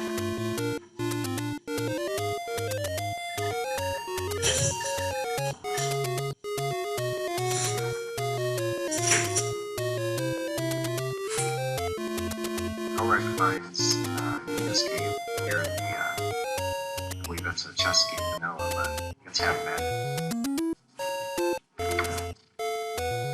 Yeah, that's pretty sweet. Of course, it doesn't have too many magic items, yeah, but we'll definitely find them eventually. And that one, half magic, is going to be pretty thankful to have.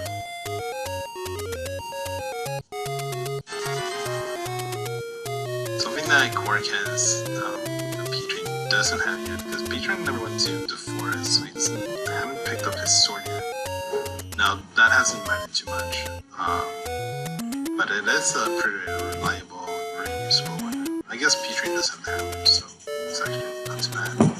But it's definitely nice to have the sword dashing around everywhere.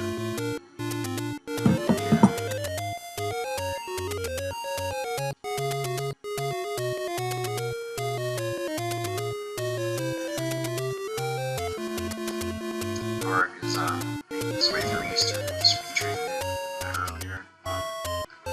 I think Petrie mirrored out before the build big chests since he didn't really have a decent weapon at the time, so it might be the same.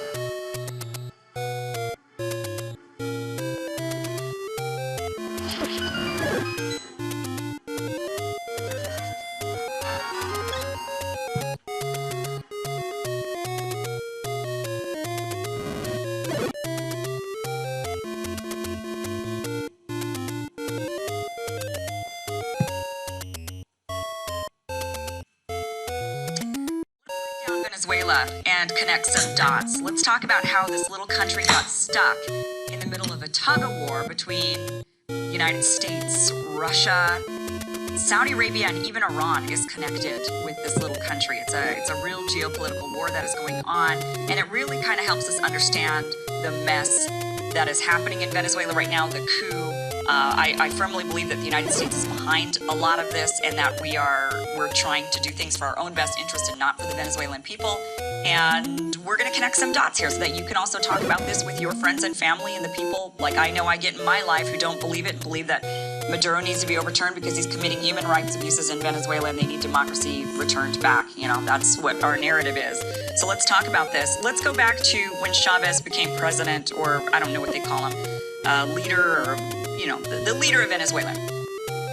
Chavez was elected by a landslide in 1998, and it was really similar to what's going on in today's political atmosphere here in the United States. The Venezuelan people were really fed up with their political system being co-opted and taken by the wealthy class. Essentially, all the money in Venezuela was going for the rich. The rich were getting wealthier, the poor were getting poorer, and it was really causing a serious strain on the Venezuelan people. For about 10 years, they had been rising up and rioting and revolting, and it was because really, if you back it up even further, they had a very stable political system in Venezuela for a very long time. They were one of the most, if not the most, stable Latin American country. But then there was a period of time in the 80s and 90s when the people started to realize their government was taken by the rich, and they started to riot, and the president started austerity, and it was just really, the people had had enough. It was very similar, actually, in that 10-year period where the Venezuelan people were rising up. I would say it was very similar to what's going on in France right now, where the middle class and the poor were like, hey, listen, you're trying to tax us and put the burden on us, and the rich are getting wealthier, and we're the ones suffering, and we're not going to take it anymore. And so they started rioting, and they started really pushing back. For about 10 years, this went on. I mean, revolutions don't happen overnight. I know people like to think so because of what we read in history books, but it's a lot longer of a process. And so rose Hugo Chavez, who was very much a populist for the people leader. I would say he's very similar to a Bernie Sanders. And you said, you know what? We need to take the country back for the people. We need to give the money back to the people. We need to get the wealthy class out and return Venezuela to the Venezuelan people. He wins by a landslide. The people want him in office.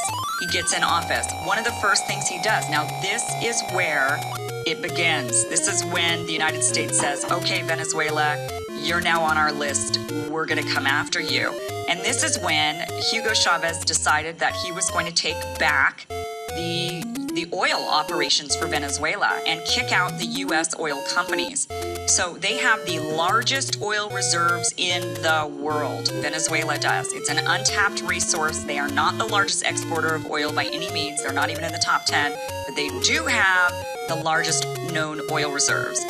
So Hugo Chavez, knowing this, kicks out the companies that are down there trying to take the oil from the Venezuelan people and instead turn the profits in the United States, namely ConocoPhillips, Chevron, ExxonMobil, and also UK's BP, Norway's Statoil, France's Total.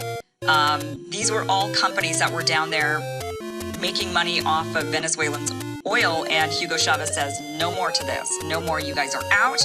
We're nationalizing the oil, and we're not allowing you to take advantage of our natural resource anymore. When he did that, the Venezuelan country became really rich, right? As they should. I mean, it's their natural resource. So all of a sudden, money started flowing into the country. Hugo Chavez put that money where he said he was going to put it. He started building up the people. Their poverty rates raised up. People got out of poverty. There's 20% increase. I don't know if I'm saying that right. 20% less people were poor. And their literacy rates went up. Their medicines, they had higher life rates. I'm not saying any of these rights, but you get what I'm saying. Everything improved, okay? And all of that was going really well for Venezuela. But when they decided, when Hugo Chavez said, we're getting all of these foreign countries out, that is when the sanctions started happening. And that is when the United States specifically started to push back and say, okay, you're going to mess with us. You're going to mess with our corporate profits. We're going to start messing with you.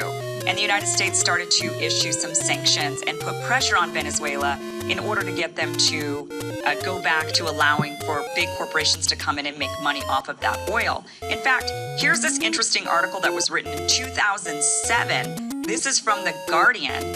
This says, the Venezuelan president Hugo Chavez today severed ties with the World Bank and the International Monetary Fund. In doing so, he distanced Caracas further from what he described as Washington-dominated institutions. The populist leader who took office pledging to pursue radical political reform and an economic third way said yesterday that Venezuela no longer needed institutions dominated by U.S. imperialism. Speaking at a May Day event, Mr. Chavez said, we don't need to be going up to Washington. We are going to get out. I want to formalize our exit from the World Bank and the International Monetary Fund. Venezuela has been loosening its ties to the IMF and the World Bank since Mr. Chavez took office in 1999. Venezuela recently repaid its debts to the World Bank 5 years ahead of schedule. In doing so, it saved $8 million and cleared all of its debts to the IMF shortly after Mr. Chavez was elected. So he got their country out of debt. He took their natural resource back, and that's how he was able to do this. He raised up the poverty, raised people out of poverty, raised people their life expectancy, their medicines, their literacy rates. Everything was going great in Venezuela. And then he says, and I'm going to sever ties with the World Bank and with the International Monetary Fund. So why this is important is because if you watched a previous video I did about the petrodollar, you'd understand that the United States has a partnership deal with Saudi Arabia. This video, by the way, is going to be really long, and I ask that you stick with me because I did a lot of research for this. So the least you could do is watch this video. So the United States and Saudi Arabia, they did a big deal where it was the United States left the gold-backed standard for our dollar, and we instead did a deal with the devil, with Saudi Arabia, and we said, listen, you guys have all the oil, and what we want to do is have the dollar's value tied to the oil markets. And the way to do that, the way you tie that is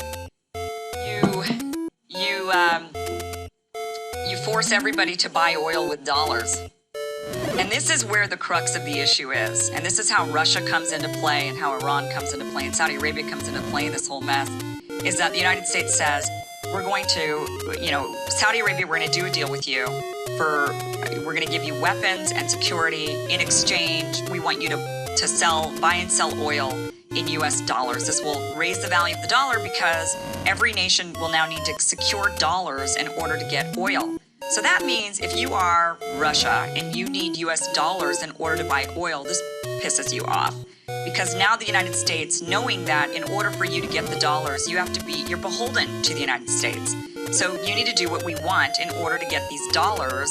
Otherwise, we're not going to get you we're going to make it really difficult for you to get your hands on dollars. And that's going to then make it very difficult for you to get what you need for your people to survive, which is oil. Nobody likes this deal because of that. No other nation thought this was a good idea.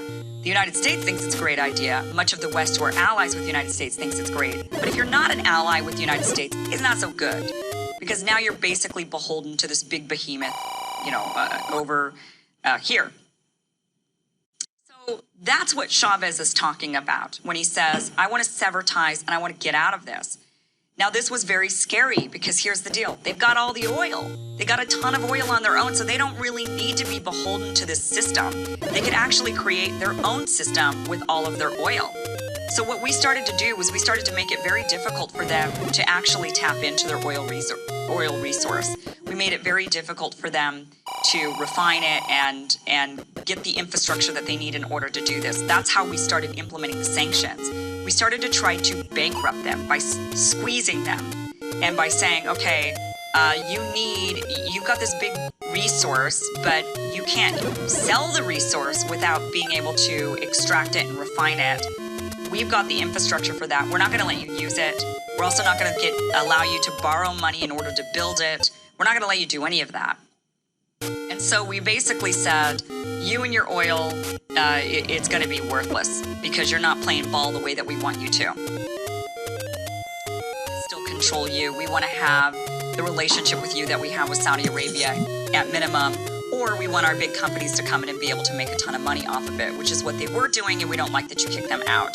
So that is when it all began. It was 2007, a little bit before that, when Chavez took the oil back to the Venezuelan people and started severing ties with this deal that was going on with the United States and saying, we're not going to do this anymore.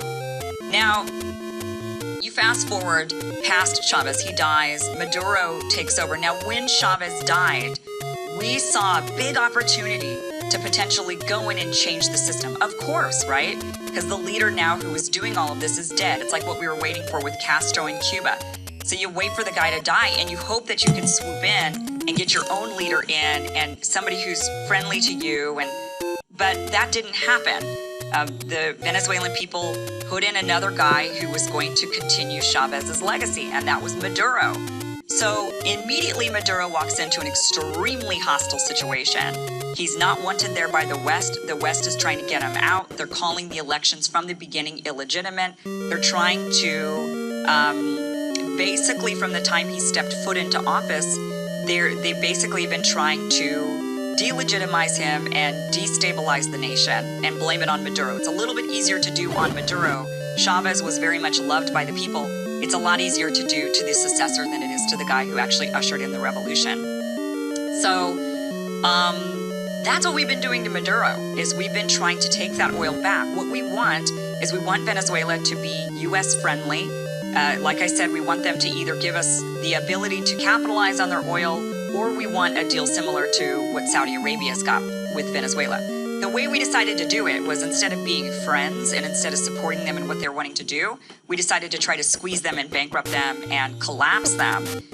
Not good, not a very good strategy. And because we decided to do that, Russia actually decides to swoop in and says, we'll be friends, we'll help you out. So when Venezuela started to feel a lot of pressure, when the economy collapsed in 2008, and again when the oil prices collapsed in 2014, and Venezuela was really in a bind, that is when Russia swooped in and said, we'll help you out. So they started giving them loans, started giving them money, and also started developing a deal with Venezuela like what we have with Saudi Arabia. what they said to Venezuela is, we'll give you protection in exchange for, some kind of relationship in regards to this oil. So they started investing in their oil companies and building up a friendly relationship. That is why Russia now, when you're watching the news, they're talking about Putin and Venezuela. They're talking about Russia and the military. And you've got Russia denying it. You've got Trump believing that Russia is not involved. Russia is involved. I'm not trying to demonize that situation, so I don't want you to take that way. But for sure, Russia is involved in Venezuela. They've put a lot of money into Venezuela. They've invested a lot of money into Maduro. They 100% are trying to protect their investment and their relationship. Because, like I said before, nobody likes this relationship the United States has with Saudi Arabia. Nobody likes that friendship that has allowed the U.S. and Saudi Arabia to control the world's oil markets and to prop up the U.S. dollar and the power that we have, the geopolitical power that we have around the world, because everyone needs to get these dollars. So Putin's plan, along with China, they're doing this together, which you can't really blame them, is to somehow get out of this vice grip that the U.S. and Saudi Arabia have on them. And their plan was, well, if we start allying and building up relationships with other nations who have a lot of oil, then we could get a foothold on the world's oil markets. We could start trading, buying and selling with rubles or whatever they want to buy and sell it with. And then we can do what the United States is doing. And why not? I mean, why wouldn't you if you were them? You of course would. You would of course would, because that's what competitors would do. So that's what they've been doing. So Russia's been going around making friends with countries like Venezuela and Iran and Iraq. They were friends with Iraq before the fall of Saddam Hussein. These are all nations with huge oil reserves and the largest exporters in the world. Along with Russia. Russia's number 2, by the way. So if Russia can get their hands on being the second largest oil reserves, if they can then get with Iran and Iraq and Venezuela, now Iraq's kind of out of the picture for them, but if they could get their hands on, just allied with these other nations, then they could create their own system and buy and sell that is not in US dollars. So things get really messy, and why things have escalated now over the last, I'd say since 2016, things have really escalated with Venezuela. What happened was the Iran nuclear deal. Obama did this in 2015. This actually really upset Saudi Arabia. I don't want to get into the details of why, but you just know they were really mad about it. They didn't like this deal at all. But Obama struck it anyway. So when that happened, Saudi Arabia and Russia had always had a rivalry. They were not friends. In 2016, they started to become friends. Saudi Arabia started to kind of feel like the U.S. was turning on Saudi Arabia. And so they decided, you know what, we're going to make some inroads with some other places. So they started to do things with Russia, started to have some investments with one another. They worked together on stabilizing the oil prices after the crash in 2014. And for the first time, the king of Saudi Arabia visited Russia in 2017. And that was the first time that anyone from the monarchy had done that. So that was a really big deal. Trump comes along and finds out that the Saudis, what their real beef is the Iran nuclear deal. And that is why they're starting to make these inroads with Russia, which is threatening to the United States, because in order for our dollar to remain propped up and valuable, we need the Saudis. So this was very alarming, and that's why we backed out of the Iran nuclear deal. That was one of the big reasons of backing out, was to get in good favor again with the Saudis. But it didn't really work. The Saudis kind of said, you know what? Yeah, we see this and that's great and all, but we don't really trust you. We certainly don't trust the next president that comes in. So we're going to keep on working with Russia. So they've continued this. They've continued their relationship, building their relationship with Russia, which is very scary to the United States. And like I said, the propping up of our dollar. This is a real problem. So, that is how Saudi Arabia is connected and Iran is connected to this debacle that's going on in Venezuela.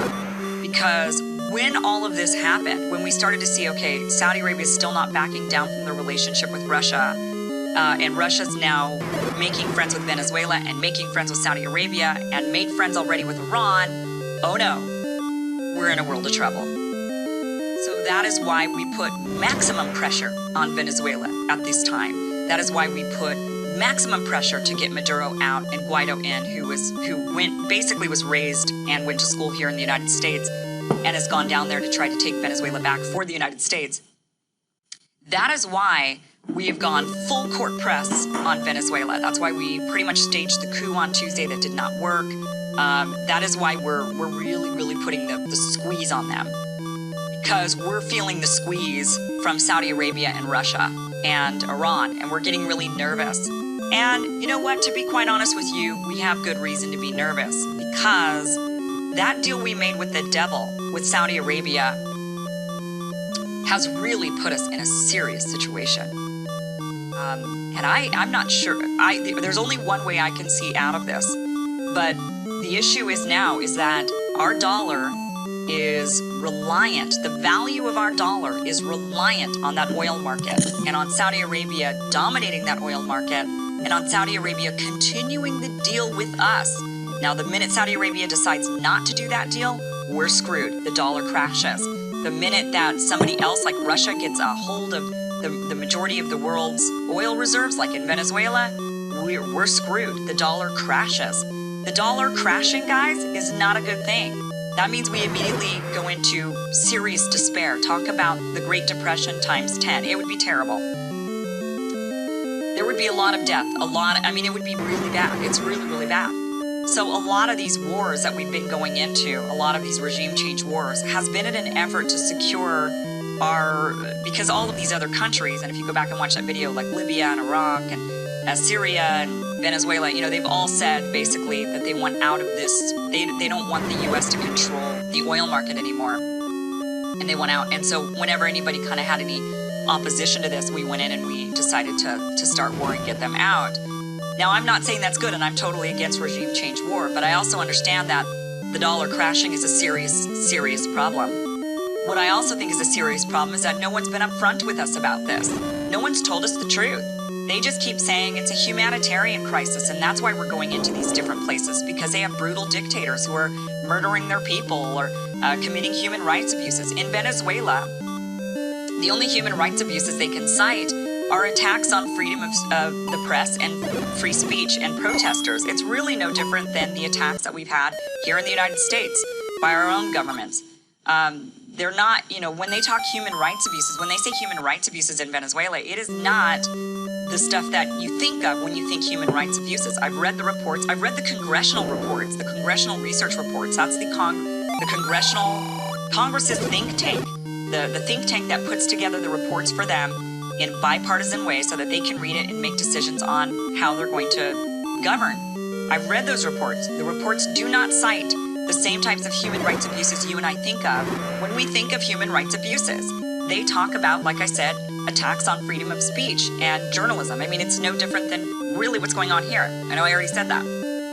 So, I want to talk about going places and saving people from human rights abuses. It wouldn't be Venezuela.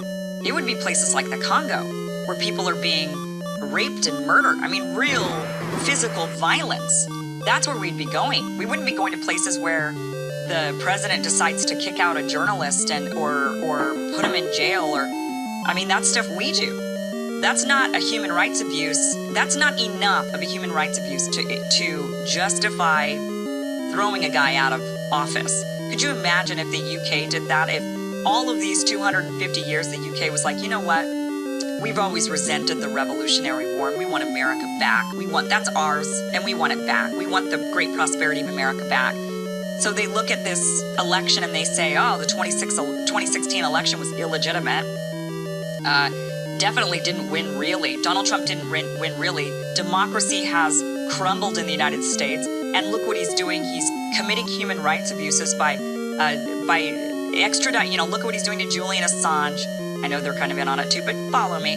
And look at how he treats Jim Acosta. Look at how how they lie, and he always calls it the fake news, and this is an attack on free speech, this is an attack on democracy, this was illegitimate, we need to go in and overthrow him. It's not really justifiable, not really. And that's what's going on down in Venezuela. So, We cannot have the dollar crashing. That is for sure. We made a deal with the devil. That is also for sure. What they should have been telling us this whole time is that we need to get out of this deal with Saudi Arabia. We need to get out of that deal, and we need to get the dollar to where it's propped up on its own and not through somebody else being able to just flip a switch and crash us. I mean, it would be that simple. And the fact that Russia and China and these other nations are working to try to get their own deals going, again, will crash us. I mean, we're in a world of hurt. We're in a situation here, and they're not being honest with us about it. So, what now? I understand that this is a choice between two devils. You either allow the dollar to crash, which is horrible, and you can't allow that to happen, or you affect regime change in places to keep that secure. Both options suck. I understand. I'm not justifying it. I don't want you to think that. But I can understand, if you're put in that decision as a leader, why you would choose instead to protect your people and squash another group of people. Where I really take issue with this is that this deal that was done with Saudi Arabia was done decades ago, and they could have absolutely worked on a way to get out of this deal. And they also, especially with green energy, could have really put a lot of effort into getting us into our own sustainable energy and off fossil fuels. If we got off fossil fuels, we would no longer be reliant on the oil markets, and we would be able to figure out a way to get out of this deal that we've got going on with Saudi Arabia and propping up the dollar. We would figure out a way. That's where our leaders have failed us. They've instead decided that the better course of action is to continue to try to effect regime change around the world, rather than actually solve the original sin, which was the deal with the devil with Saudi Arabia to begin with. Now here we are turning a blind eye to their genocide in Yemen. We're turning a blind eye to the fact that they chop up journalists in embassies, and yet we're accusing Venezuela of committing human rights abuses for maybe putting a journalist in jail, which I'm not saying is a good thing, but it's certainly not the same as chopping one up. So here we are in this scenario where our leaders have put us in this situation, and they've kept us in this situation, and they haven't been honest with us about it. So what do we do? To get off fossil fuels. This is why something like the Green New Deal or something like it, Tulsi Gabbard's bill, anything this is what we need to be doing. We need to be heading in that direction, and quickly. And it's not just about climate change. Now send this video to your conservative friends who maybe they don't agree, maybe they don't believe, maybe they're climate change deniers, or maybe they just think it's not that serious. But I'll tell you what is serious. The dollar collapsing. That is serious. And maybe that will wake them up to the realization that this is a geopolitical crisis, that we could potentially collapse. Our economy will collapse. It is going to happen eventually. We cannot continue on this path. We will not win every regime change war. We will eventually lose this battle. This is a long road to losing, is what this is. We need to get off those fossil fuels. We need to do it now, and we need to be able to get our dollar in a situation to where it is secured by something other than oil. And everybody, whether you be a Democrat or a Republican, should be screaming about this. We need to change this system. We cannot continue in this way that we've been going on. We will collapse. It will be devastating. It might not happen today. Trump might be able to push it off. Obama was able to push it off. They're all able to push it off with the regime change wars and trying to control the situation through force.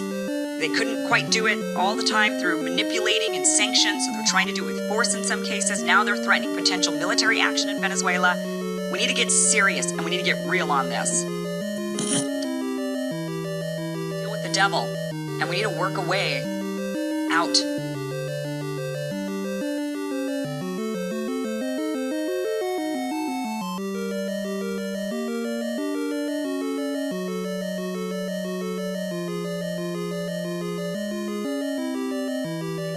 We should have some sense of why there's this confusion. This isn't simply people not thinking clearly.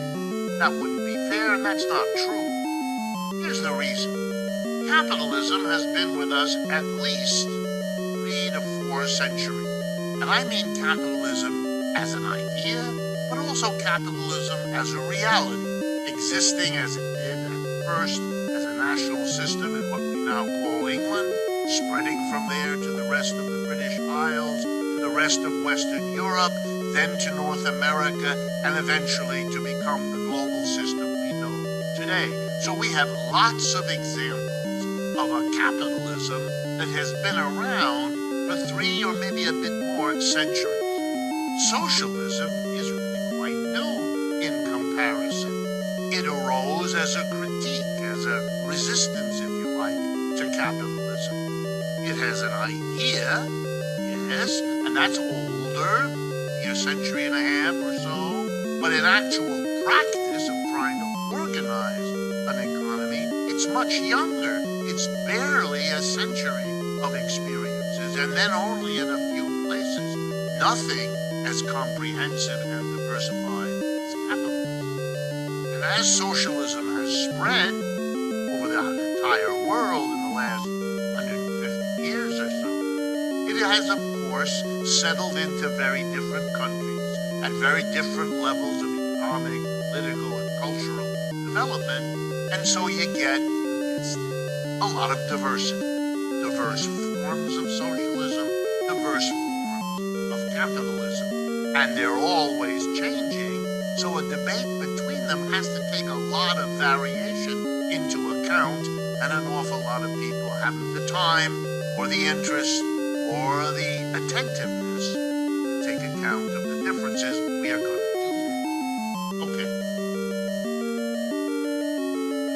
Between two alternative ways of organizing the society, the capitalist way and the socialist way, ought to be mature enough, you might think, to say, let's look at the strengths and weaknesses of one, and then let's look at the strengths and weaknesses of the other. And occasionally, not very often, occasionally people get together who can manage that level of maturity. But most can't. Or if they could, they choose not to. Why is that? Well, you all know. There's been a struggle, a debate.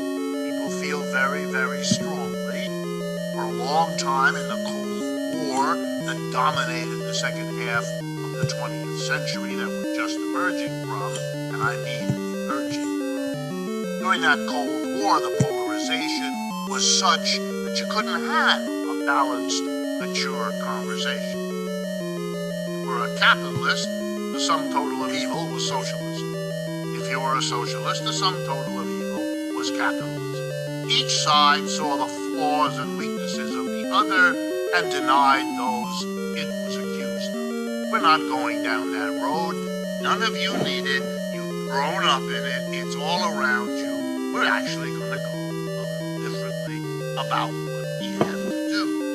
So let's begin. Are there positive aspects of socialism and capitalism? Of course. Let's start with those of capitalism so they're on the table. Capitalism has shown itself to be very dynamic technologically.